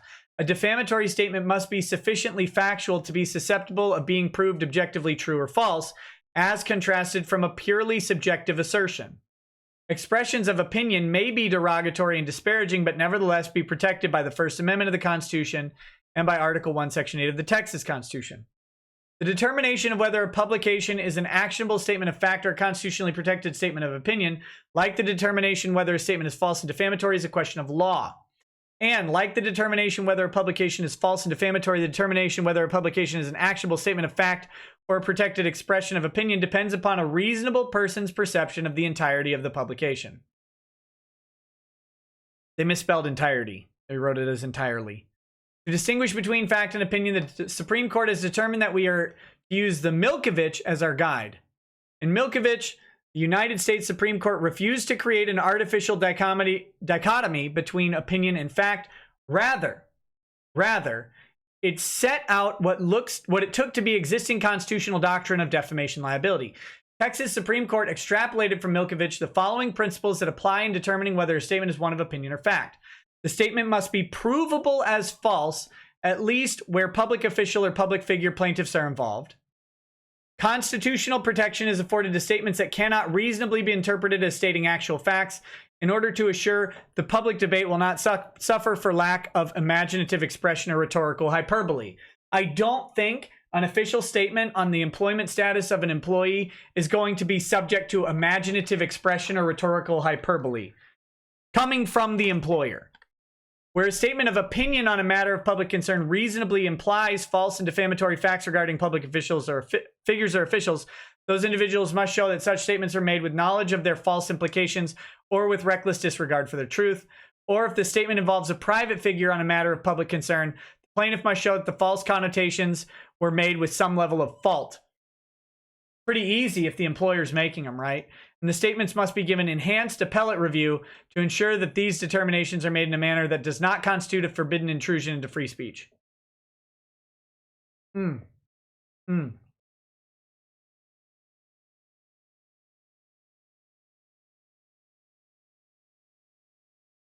Because Vick and Slaughter filed both a no evidence motion for summary judgment and a traditional motion, we first determined whether Casper's Act has produced evidence of the falsity. Blah, blah, blah, blah, blah. Okay, we're going to skip through this because this is technical and related specifically to the case and how the evidence that they presented. And we're going to go to... Oh, that's it. That's the main point that I was going for. Sorry, I thought there was more to it, but my brain broke. All right. So the real question, is Vic a public figure? Public official? No, definitely not. Not employed by a government, not employed by the people. Is Vic a limited purpose public figure? Maybe. But through no actions of his own did he thrust himself into the forefront of this with the intent to influence the outcome. That doesn't work. That certainly doesn't apply to him. Whether the court will find him a limited purpose public figure remains to be seen. But he's been exceptionally quiet on the issue. 3 statements does not make someone thrust them into it unless the statements are absurdly powerful. And his statements don't seem to have any impact on whether or not this particular controversy will be resolved. Dan with Vic says, is an alternative view possible that Funimation's subsequent post was merely to tell Twitter audience that Funimation doesn't condone them harassing Vic or Monica, etc. due to this decision? It could have been protective to him. No, I don't think so. I don't think anybody can reasonably take that as their thing, because they could have said, first of all, Funimation's core mission statement has nothing to do with how other people act, but has a lot to do with how their employees act. That's the first of all. Second of all, they could have just said that. They could have just said, please note that we don't condone any harassing behavior of any kind. And when you talk about this situation, please do not harass anybody. They could have clarified that. They chose not to. No, I don't think that's a reasonable interpretation at all. I'm sure that's going to be one of their dumb arguments. It's going to be easily overcome, in my opinion, because that doesn't matter. Now, it's important for me to note, this is just on the defamation element. This is just on the defamation element. Business defamation is a completely different animal. And in business defamation or in tortious interference with contracts that may be involved, that stuff, truth is not actually a defense in the same way that it is in defamation claims. So this is just particularly to the defamatory statement made by Funimation. All right. So, and I think it's pretty easy to show that this defamatory statement caused Vic substantial harm, but you know, that's me. That's my perception on it. But there you go, guys. There's a potential argument that this, again, one more time with this tweet. Everyone, we wanted to give you an update on the Vic Mignogna situation. Following an investigation, Funimation recast Vic Mignogna and Morose Mononoke in Season 2. First problem, was that investigation conclusive of the type of behavior that would be terminable? Doesn't have to say that. We actually saw in the IO9 article, they alleged that there was an initial investigation prior to Broly's release, and it came up inconclusive. By omitting that key fact, right there, that creates a defamatory statement.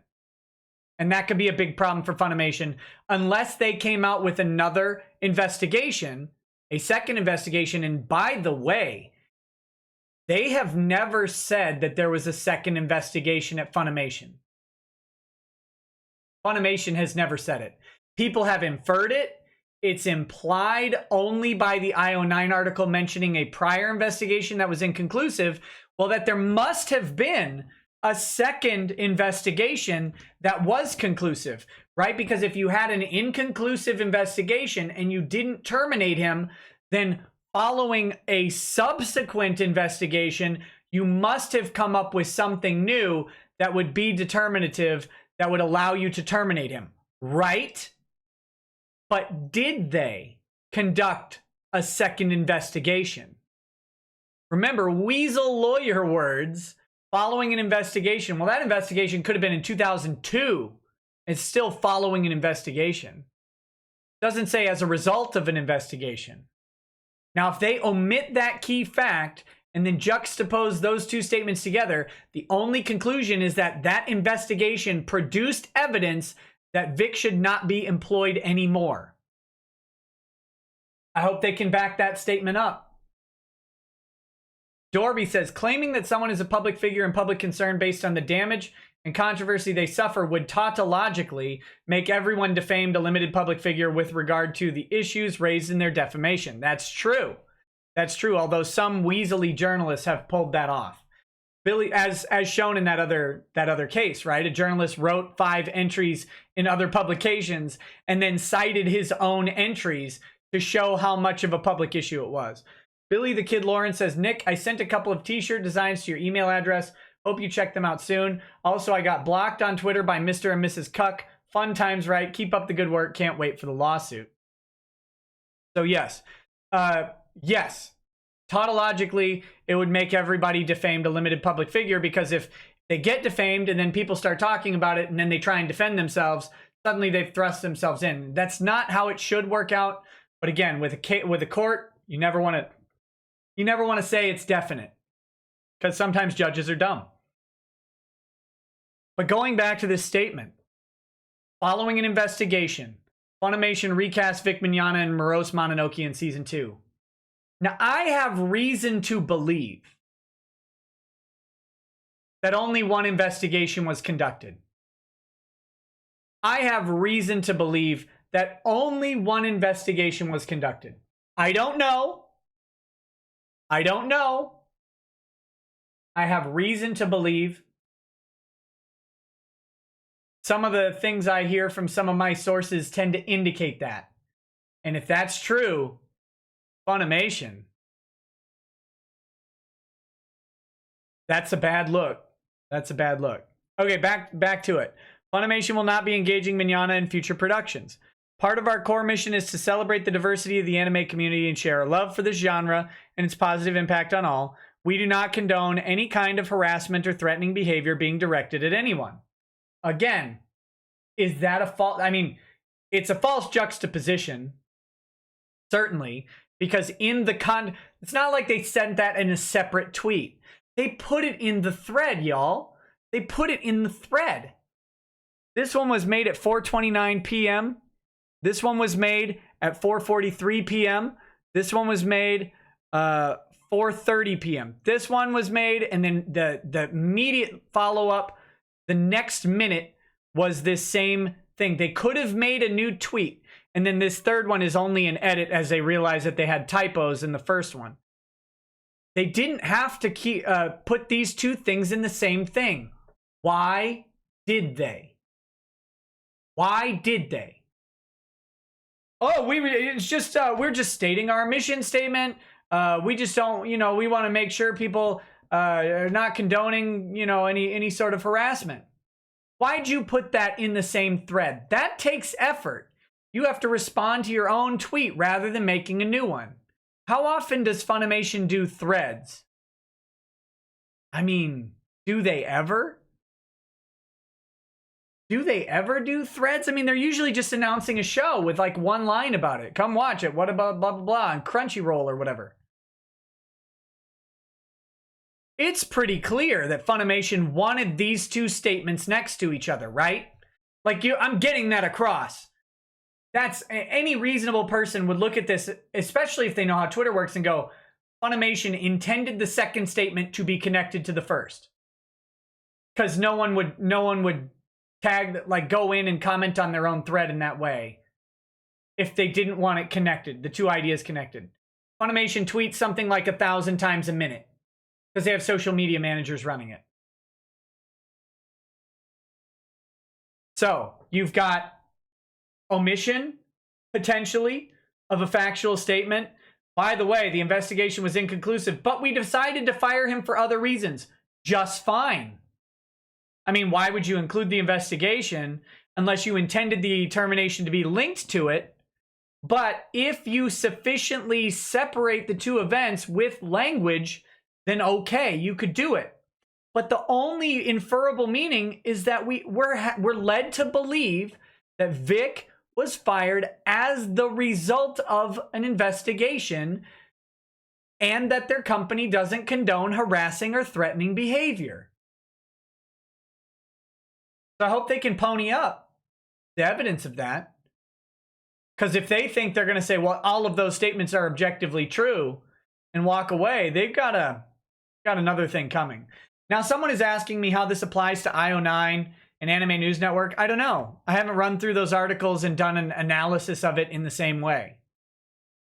But did IO9 leave out Did IO9 omit statements of fact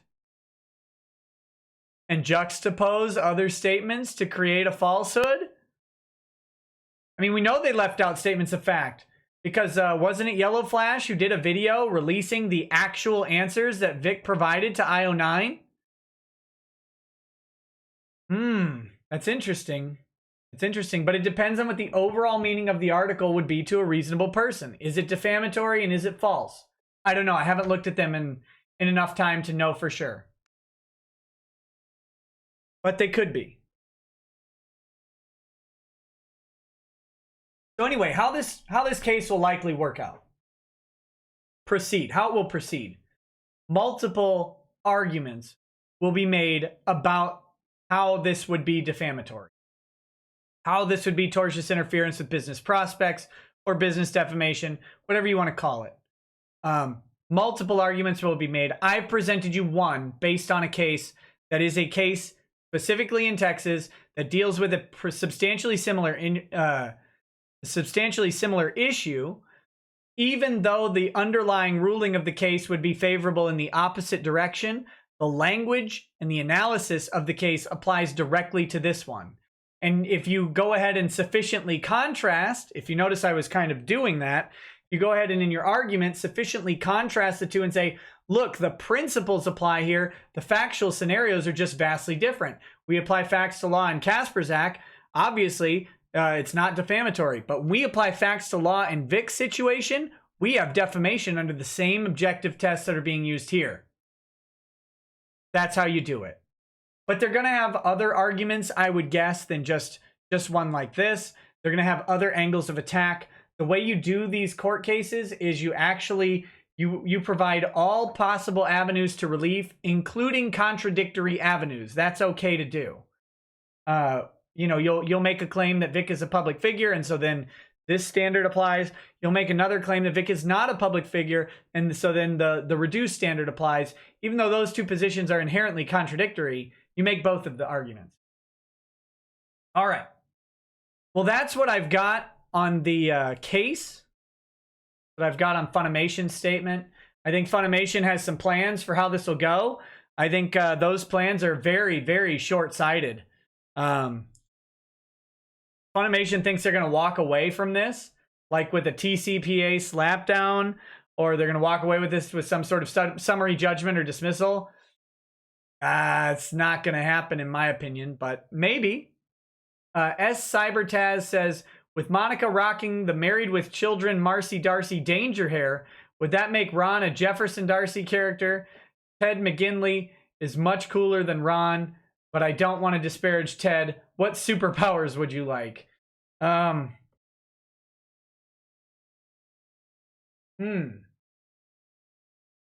would I like is a good question. Eidetic memory. Eidetic memory would be great. I think I'm saying that wrong. Maybe it's eidetic. You know, like a photographic memory, perfect recall of events. That's the superpower I would want.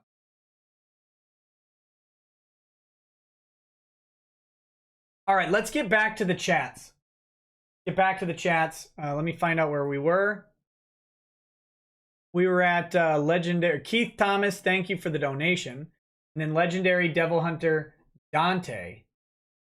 Find that.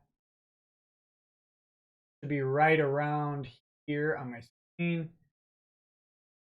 Okay, I missed a Justice chat or two, and I want to make sure and get quick. Okay, we're in whatchamacallit time here.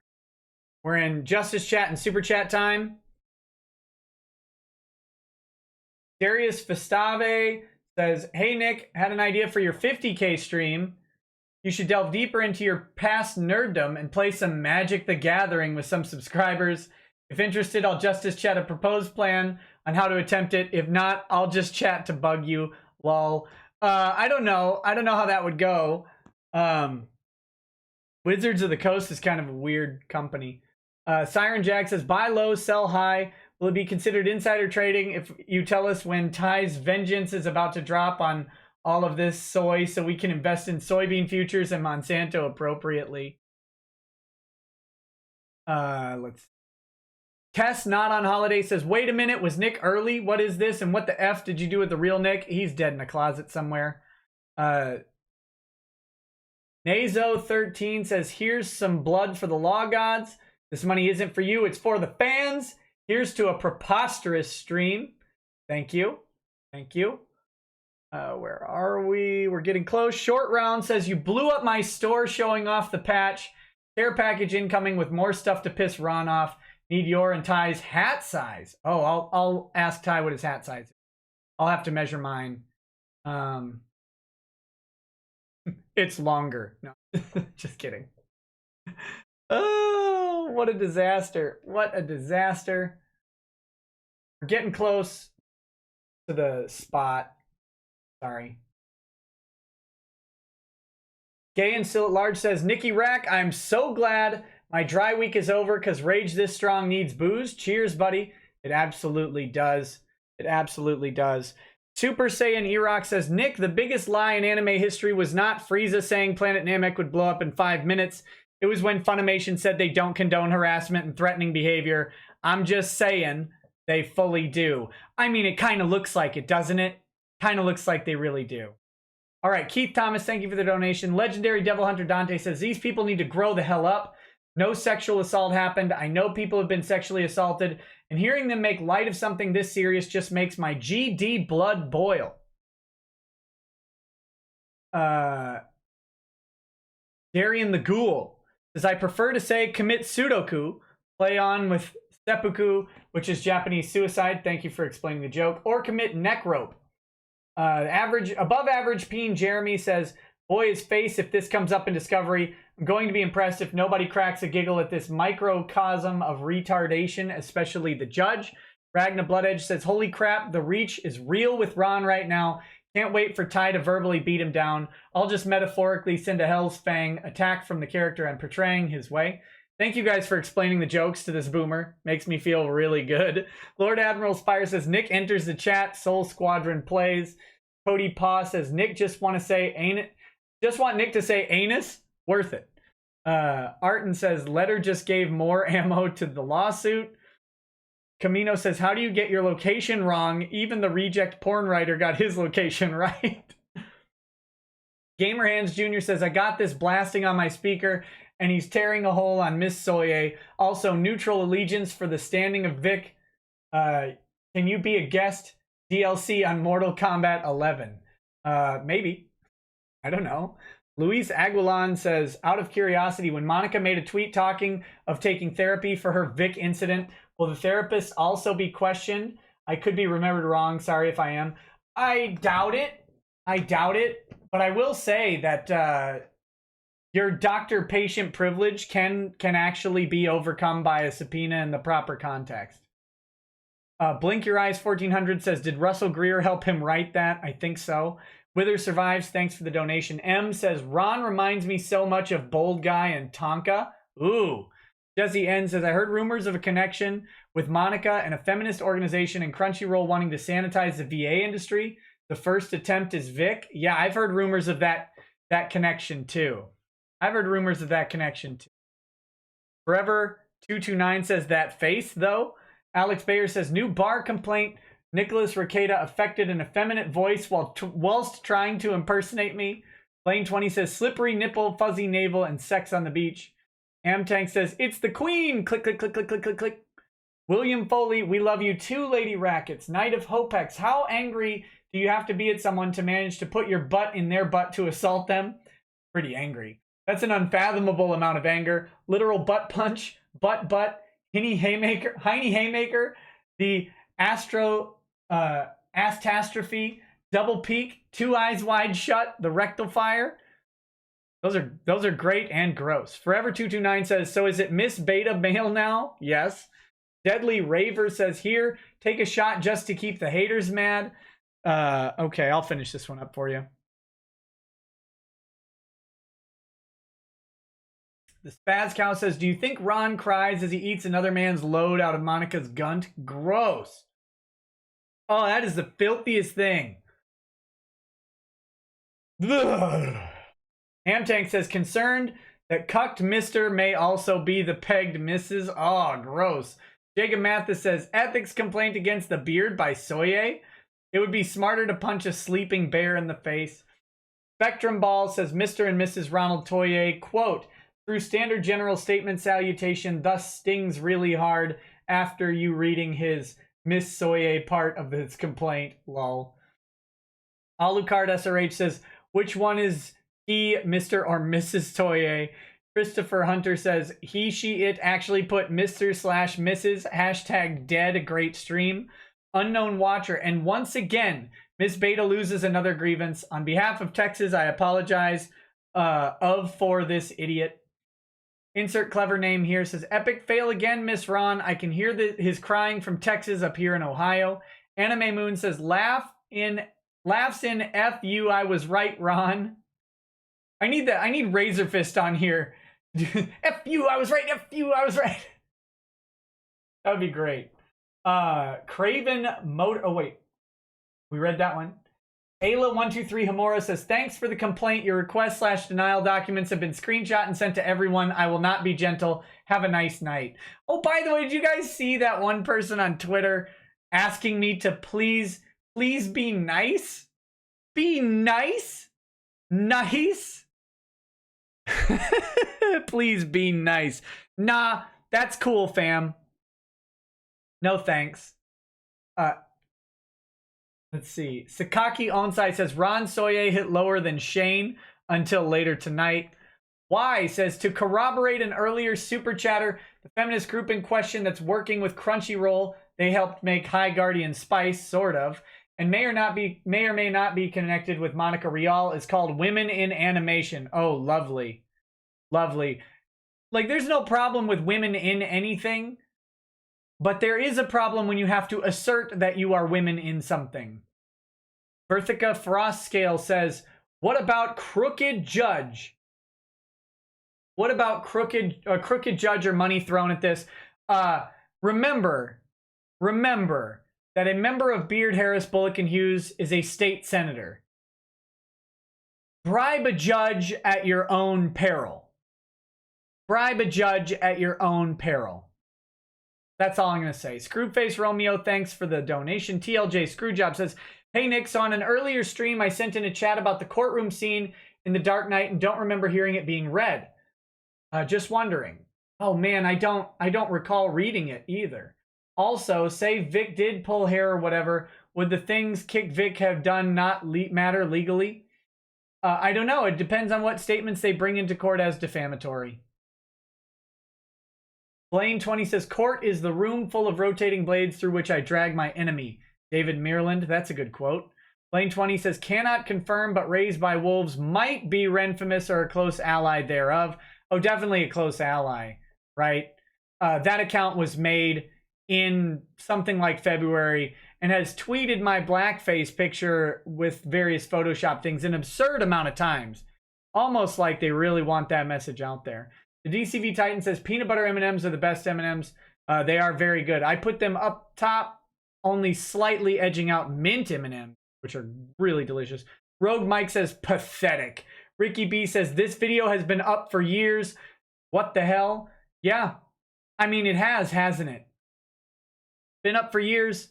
But, you know, that's their ammo. Their ammo. Just like the Glomp video is their ammo.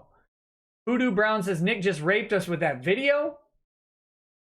Which cool attorney can you introduce us to now for the case? Let's see. The Killer Critic says, this is all they have. How many years will they get? Well, they're not going to prison. Unless they commit perjury. That'd be different. Macatech says, I just want to say thank you for making all my nights full of laughter and alcohol. Now take my money and rant like you haven't ranted before, you filthy animal, LMAO. We'll see. I don't know if I have another rant in me tonight, but maybe. Stella333, have a few shekels for making my shift tonight a little more enjoyable. Thank you. No one important. Our past gens were right. We have become soft. AJ Napalm says, I don't know what there will be more of in court. Disgusted, quiet, confused annoyance, or outright laughter. This is a joke. Andrew War Snowboard says, don't you hear their horrified laughs and cheers? M says, press R to kick Vic to the send Kick Vic to the ranch. Pony Cordero, I've seen enough. Send Vic to the electric chair and disbar all the lawyers, all of them. Twitter justice is the future. Solsky Key says, I'm confused. What was the wrong part? You're not alone in being confused, buddy. Ryan Mercado says, I lost my brain cells trying to understand how that's considered sexual assault. Giarcinosip says, oh, Giarc Inosip, and I'm drinking Grangestone 18. Cheers, Nick. Ooh, I've never had that. I don't know if I've even seen that. Now I want to. I want to see all of it. Christina Canaday says, this whole thing is so sad, it's laughable. Yeah, it is, except for the stakes, right? Because, like, Vic's career, man. Vic's career is tough. Twism says, holy crap, Nick, be careful possessing these snuff videos. Not even LiveLeak or Rotten.com will touch them. Darius Vestave, or Vestave says, hey, Nick, I had an idea for your 50K stream. You should delve deeper into your past nerdom and play Magic the Gathering with your subscribers. I volunteer as tribute to be your first opponent. Yes, my first chat didn't go through. Ron confirmed cuck. Oh, no, it did. It did. I just hadn't gotten to it yet. I'm sorry. Sorry. I think I read this one, but Andrew Collins says, WTF, that's the vid they say is evidence, WTF. Tonberry Queen says they destroyed his career over that. This can't be real. Dean Domino 25 says, when Amazons again? Hopefully soon I will have the final Amazon Christina on. I think that would be great, but I can't tell you when yet. We haven't set it up. Yamafan1 says, so tickling is sexual assault now? Ridiculous. Gundosh69 says, the guy who told you to try power metal left out Sebaton, the best power metal band. Dork Oracle says, couldn't use Streamlabs. Here's some dollary dues. Thank you. Not an incel, I swear. Concerning the Vic vid, I'm a bit of a spurge. I'm getting criticized, however I say it. And I've never dealt with women. I used to believe all this touching is sexual assault stuff because I didn't really know any better. Do you think the people pushing this are the same way? No. No. Don't buy into that at all. Don't buy into that at all. Because people like Ron Toye, Monica Rial, they touch people all the time. There's tons of photos out there that all of these people have touched fans in very similar ways. Hugged fans, maybe even kissed them on the cheek. But I asked their consent. Oh, come on. Come on. Not a Name says, hey, Nick, thanks for all the work you're doing with keeping all of us up to date on what's going on. Hashtag I stand with Vic. Hashtag I rage with Nick. Ooh, I like that. Like that. Darkling Cheetah says, not to take away from the joke, but did he just lie on a legal form stating he and her are married? I don't think so. I think he's just weird. Sean Kennedy says, bought a Fear the Beard patch myself. Thank you for, well, I guess I don't get anything out of that, but awesome. TLJ Screwjob says, if they manage to get Funny, Rooster Teeth, and all of them to settle, I want a public apology at RTX 2019 or 2020 or whenever, and Funny's top brass, and I want Vic to take cows and sabbats they would have gotten from RT and put it towards improving Ruby for fans. Well, I don't know if that's going to happen. Euler 108 says, Kasperzak is pronounced as Kaspshak. Rekieta equals fake Pole confirmed. No, I'm really Polish, but I'm really bad at being Polish. I need to work on it. Maybe I can get Hans Mike on to tell me how to be a better Polish person. Wouldn't that be great? Gosh, if I could get Mike on. Oh, man. Kara Papa says, weird question, but do you have any funny narcolepsy stories? Also, just watched the pedophile stream you did last year, and I'm horrified.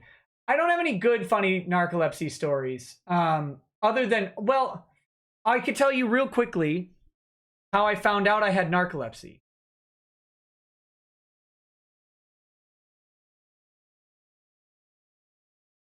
Here's how I found out I had narcolepsy. I was working at Wells Fargo. Okay? And the background of this is I was part of a Wells Fargo banker program where you did the way they used to do it is you used to get hired by a branch and do like a job shadow of another banker for a couple weeks, and then they put you at your own desk. Then they changed and they centralized the banker training, at least in Minnesota, for this program. And so you went to a 6-week, very intense training course. And at the end of the training course, the promise of hiring was that they would place you within 10 minutes of where you lived. I got placed on a day with no traffic 33 minutes away from where I lived. And in the Twin Cities, traveling north on 35E into St. Paul, traffic is usually not bad, but could certainly at any time add 10 to 40 minutes to your drive. And you would never know until you actually got into it how long it would be. But typically, the drive was rather smooth.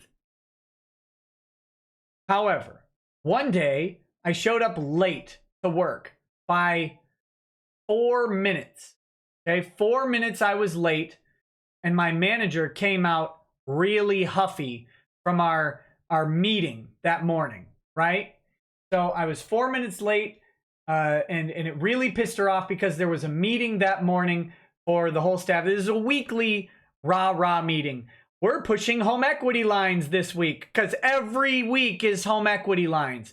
Like, you always had a featured sales product that you're trying to do, like credit cards or home equity, but don't buy into that lie. Literally every week was home equity because it was the big money maker for the branch. So it was our rah-rah meeting to make sure we all pushed home equity lines as bankers. Very ethical, personal banker practices, making them into a salesperson with commission to push loans specifically on people. That's how you should do banking, is definitely try to sell them home equity loans and wrap them into multiple products. But this was before Wells Fargo was sued for doing basically exactly that. So anyway, I show up late, 4 minutes late, I go straight to my desk. I sit down. My boss comes out of the meeting, she says, "Where were you?" I said, "Well, traffic was really bad today, so I'm sorry." I said, "Well, you missed the meeting." I said, "The meeting was 4 minutes long?" You know, because that's what let's be real here. I'm 4 minutes late to the meeting and the meeting is over. I missed a ton. But so then she starts yelling at me because of my bad attitude. Go figure. And I yawned. Just like this. Right in her face. And I said, "I'm sorry. This isn't personal. This isn't personal. But I yawn a lot. I'm so tired." And she says, "Why don't you go to a doctor then?" And I said, "That's a good idea." And she says, "Take tomorrow off and go to a doctor." So I took the next day off. I went to a doctor. Doctor asked me questions. I'm like, "Well, I'm really tired all the frickin' time." And he's like, "Take this test." So I take a test. I fill it out, and it's a narcolepsy test. And I scored 28 out of 30 on the test, which means you need a sleep study, basically. If you score something like above a 19 or whatever, you need a sleep study. So I passed with flying colors. Then I went back the next day and I told my boss, I'm like, "Hey, by the way, I have to schedule this sleep study, so I've got it on this date. I need that day off." Like, "What do you mean?" I said, "Well, you told me to go to the doctor. I went to a doctor and he says I might have a sleep disorder." Like, "Oh." Then I go and take my sleep study, and for the sleep study, they wire you up so you look like the Predator, and then you sleep for 8 hours, right? A full night's sleep. And then they monitor your breathing and all that stuff. And they're like, "Yeah, you slept right through those 8 hours. No problem. No breathing issues. You're not waking up at night. So you don't have apnea." I said, "Oh, well, I guess that's good." And so then they said, "Well, now you need to take a 20-minute nap every 2 hours for the next 10 hours. 5 20-minute naps. And depending on how fast you fall asleep during those naps will determine on whether or not you have narcolepsy." So my first nap, immediately following my sleep, I fell asleep in 2.5 minutes. My second nap was the longest one. I fell asleep in 4.5 minutes. My third sleep, I fell asleep in 1.5 minutes. And my fourth nap, I fell asleep in 2 minutes. And if any two of those are less than 5 minutes, you're diagnosed with narcolepsy, according to the guy who I was talking to. So they didn't have me do the fifth one because they were pretty sure from the data that I had narcolepsy. So there you go. That's how I discovered I had narcolepsy. Then I went back to work and I had my diagnosis and I said, "Here, boss, I had narcolepsy. Sorry that I was late 4 minutes, but mornings are really tough for me because of my disability." So there you go. I don't know if that's if that's a funny narcolepsy story.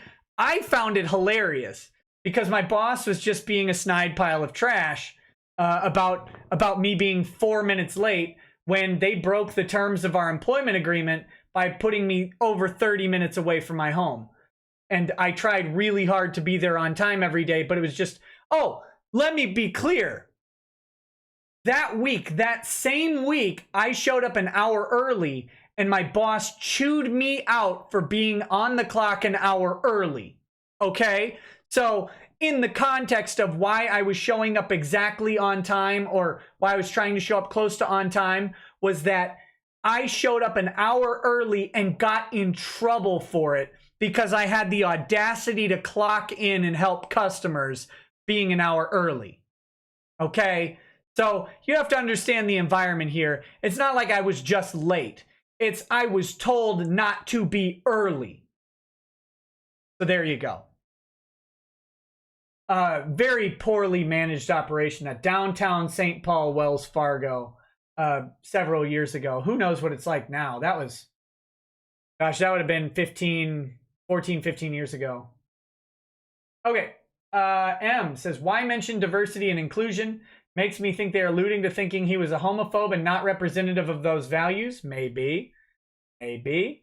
Gay and Still Large says, how well do you think it will go for Funimation if they try to argue that their statement on Twitter was directed at the Twitter hate mobs and attempt to stop the so-called Twitter wars? In your opinion, of course, not well. It will not go well. That's a bad one. Gengio says, it keeps sounding more and more like this being an attorney is primarily reading comprehension, the ability to use that to make a sound argument. Absolutely. 100% of it. Writing that argument down is very critically important as well. Talbot Link says, I arrived to the line, no shoe is safe around Shane. Good stuff. Cesario Acosta says, woohoo! I went out and bought a nice single malt scotch, a cigar, and I'm ready to listen. Here's to you, Nick, and here's some money for your alcohol fund. Thank you so much. Stand with Vic. I read that one. DLJ Screwjob says, how does Mr. and Mrs. Toye know that, quote, Monica was sexually harassed? Actually, it said assaulted on Funimation property. Isn't that only something people in the private investigation should know? Also, Monica said Vic harassed her at conventions in front of fans and colleagues. Uh-oh. Now, here's a funny thing, right? Funimation's argument, I mentioned this in a stream before, but Funimation's argument is going to be that this is a matter of public concern. But all of the Funimation voice actresses involved in this have stated over and over that employment decisions and the investigations are private matters. So is it a matter of public concern? All of them, I believe including Soye, are on record stating these are private. You don't get access to them. None of us ever will. Well, that's unfortunate to have records of that out there, isn't it? Isn't it? If it's private, it's probably not a matter of public concern, and that really undermines your public figure doctrine, doesn't it? Good luck. Good luck, guys. Coyote Briggs, Nick, what's a bigger poop show, Kick Vic or Maddox? Kick Vic is. Maddox is funny. I mean, he wasn't funny. His attorney was terrible. The stakes were lower, I guess. I mean, you know, Dick and Asterios did lose a lot of money. I'm not downplaying that at all. But, you know, Dick's already on the outside of the employment thing. Asterios lost his job, but it wasn't on the same kind of caliber that Vic's is, in my opinion. I think this is a worse sort of endeavor. Also, Asterios' employer shouldn't have fired him over what happened. That was clearly nonsense. But that's not necessarily Maddox's fault. That's Weber Shandwick's fault. Dorby says, if you can make both contradictory arguments, where does estoppel kick in? Estoppel is not going to kick in your arguments, that's for sure. Bob Newbie, Lord of Noobs, says hyperthymesia isn't something you want. It's chaotic. I don't know what hyperthymesia or thymesia is, but I believe you. Mythos Irving says, Does the law have special consideration or weight to the rare condition of perfect memory in witness testimony? Maybe, but you'd have to demonstrate it very well. Soupy Colombo says F, Mary, kill, Orc, Tau, Tyrannid. Oh. You gotta bang the Tau, I guess. Marry the Orc because they'll asexually reproduce, so that's good. And then kill the Tyrannid because you've always got to kill the Tyrannid. Can't trust them. Soupy Colombo, would you be interested in receiving my extra Kill Team Core rulebook? Oh, I mean, if you've got an extra one, yeah. Yeah, man, I'd love it. I would love to play some Kill Team. I think that'd be fun. It seems like a good entry into the 40k world. Esmaelius Anime says, oh wait, I'll get to that. Well, I'll read it now since I started anyway. Illustrates, now it better make it to court. They did not just go after Vic, but the fans and work that made them get their victim femi political butts out of anime before they destroy other VAs. Joshua Durbin says, please use the $30 to do a Let's Play series of this game on Steam. Phoenix Wright Ace Attorney Trilogy with your legal commentary as you play the game. I think it will be a riot to watch. Anyone else like this idea? I think it'll be a riot too, buddy, and I will definitely make that happen. I'll definitely make that happen. Super Saiyan E-Rock says, I was told this is where the cool people hang out. Man, I hope so. I think you guys are cool. Talenseer says, anus on anus is not a way to promote prison sex Tetris. Imagine the horror of moving across a cell with a man on your back just to light a scented candle. Mexican Man and Cheese says, Mr. Before Mrs. Toye's not cleaning up the bowl tonight. Gross. Tassia says, but do you like M&Ms as much as Linkara? I doubt it. Herb says, Nick, will Allison Cook be getting papers as she is the one who laid the foundation for all of this? And what about Pull? I don't know who all is going to get papers, but I know that there's some interesting discovery requests that could go out and really start pegging people down. We'll see. We'll see what happens. We'll see. But guys, you can just go watch Phoenix Wright's review of Ace Attorney. Have fun, or not Phoenix Wright. Legal Eagle. That'd be fun, right? That guy's got the best commentary. Bad Dragonite says, I'm out of alcohol and live in a dry county. Press F. Oh, F, buddy. Sorry. Darius Vestavia says, remember your mantra, buddy. Don't apologize. Not even mad, lol. Money went to a good place. Real talk now. Who cucks who? Ron or Shane? Oh. Or do they cuck each other with each other so they make a double negative B alpha male in their ends? Oh, gross. DLJ Screwjob says, I honestly feel more empathy for the villain in The Last Samurai, and he literally slaughtered the samurai and then refused to commit seppuku, which is even more dishonorable than the killing of the samurai he just committed. But yeah, feel bad for him.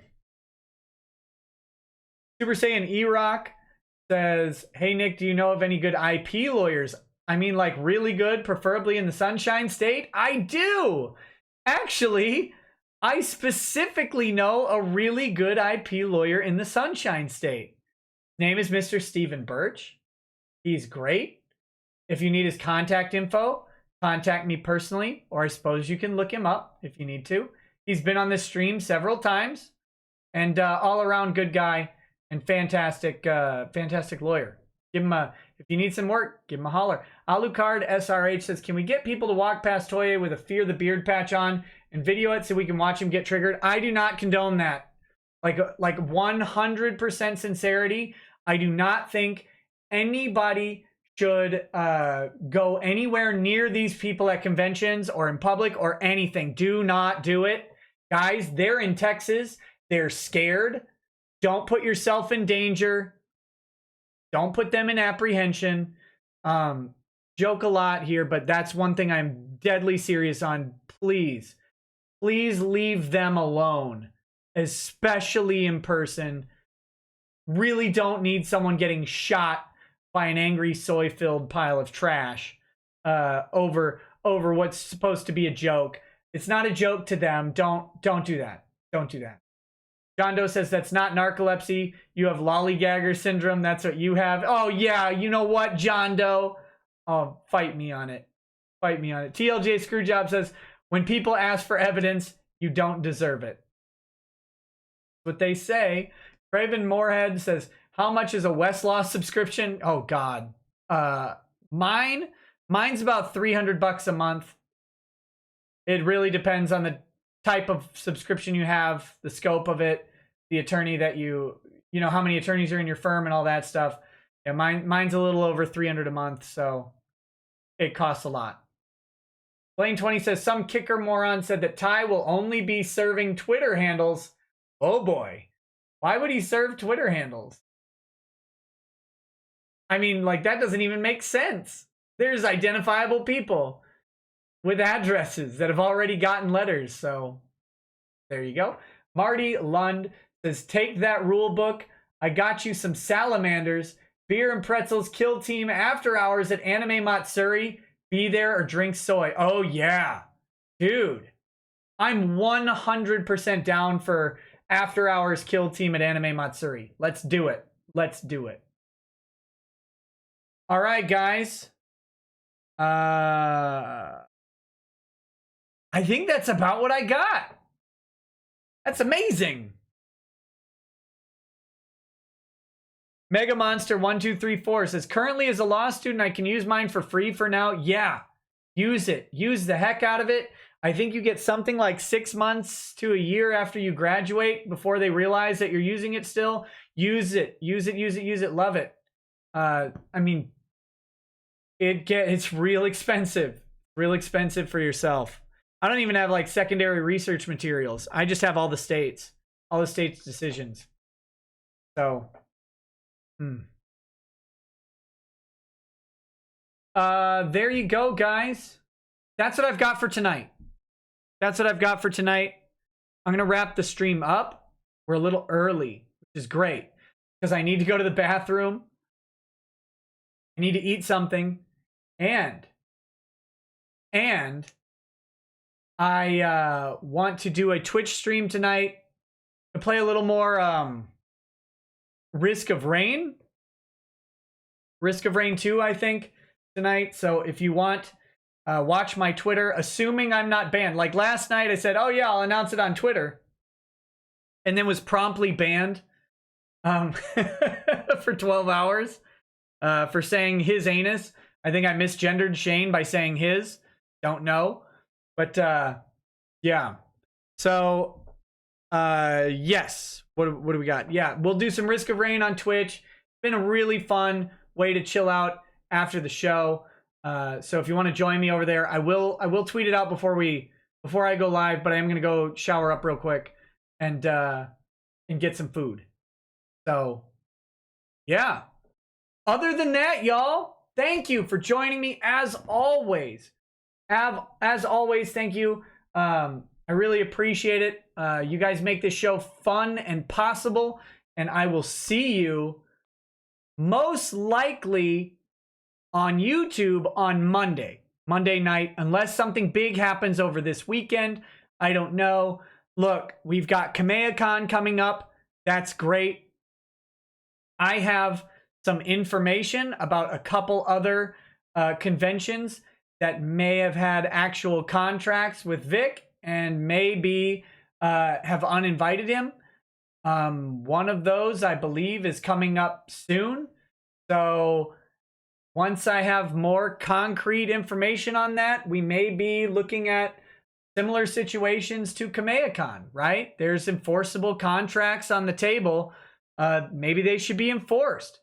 I think the success of Vic's appearance at KamehaCon will be helpful to getting future contracts. So again, if you guys are planning on going to KamehaCon or any of these other conventions where Vic is, be positive, be positive, be positive. Support Vic, support the conventions. Don't go there to badmouth anybody. Don't go there to make fun of anybody or ruin anything. Don't go start a scene with someone who's wearing a Kick Vic t-shirt or anything like that. Just go be positive and have fun. Don't bring your drama and baggage to these conventions that you're paying money to go to. Go have fun, enjoy the convention, enjoy the people you go see, support the voice actors you like, even if they're giant cucks, doesn't matter. Go support the people you like. Go support Vic. Go support the cons. That will bring him back to other conventions at a higher and higher rate. Support, ticket sales, and no drama. So let's make it happen, y'all. Let's make it happen. There's more. There's more on the table. And I'm really curious what's going to happen on Monday the 15th. Really interested to see what happens. So, I mean, I don't know what's going to happen. A lot of people think I know for sure something is going to happen on Monday the 15th. I don't know for sure anything is going to happen. I just think that would be an interesting time to do things. You know, for the dramatic effect. John Doe says, I don't have a 1-800 number for butt whoopings, but I will get one if that's what you so desire. Fun time. Yeah, buddy. 1-800 butt whip. Butt whoop. W-U-P, maybe? Good luck. Good luck. That's probably already a dirty one. All right, guys. I'm going to close out the stream. Thanks so much for watching. I will see you on Twitch if you care to join me. Otherwise, I will see you on Twitter and on YouTube probably on Monday. Have a good night. Peace.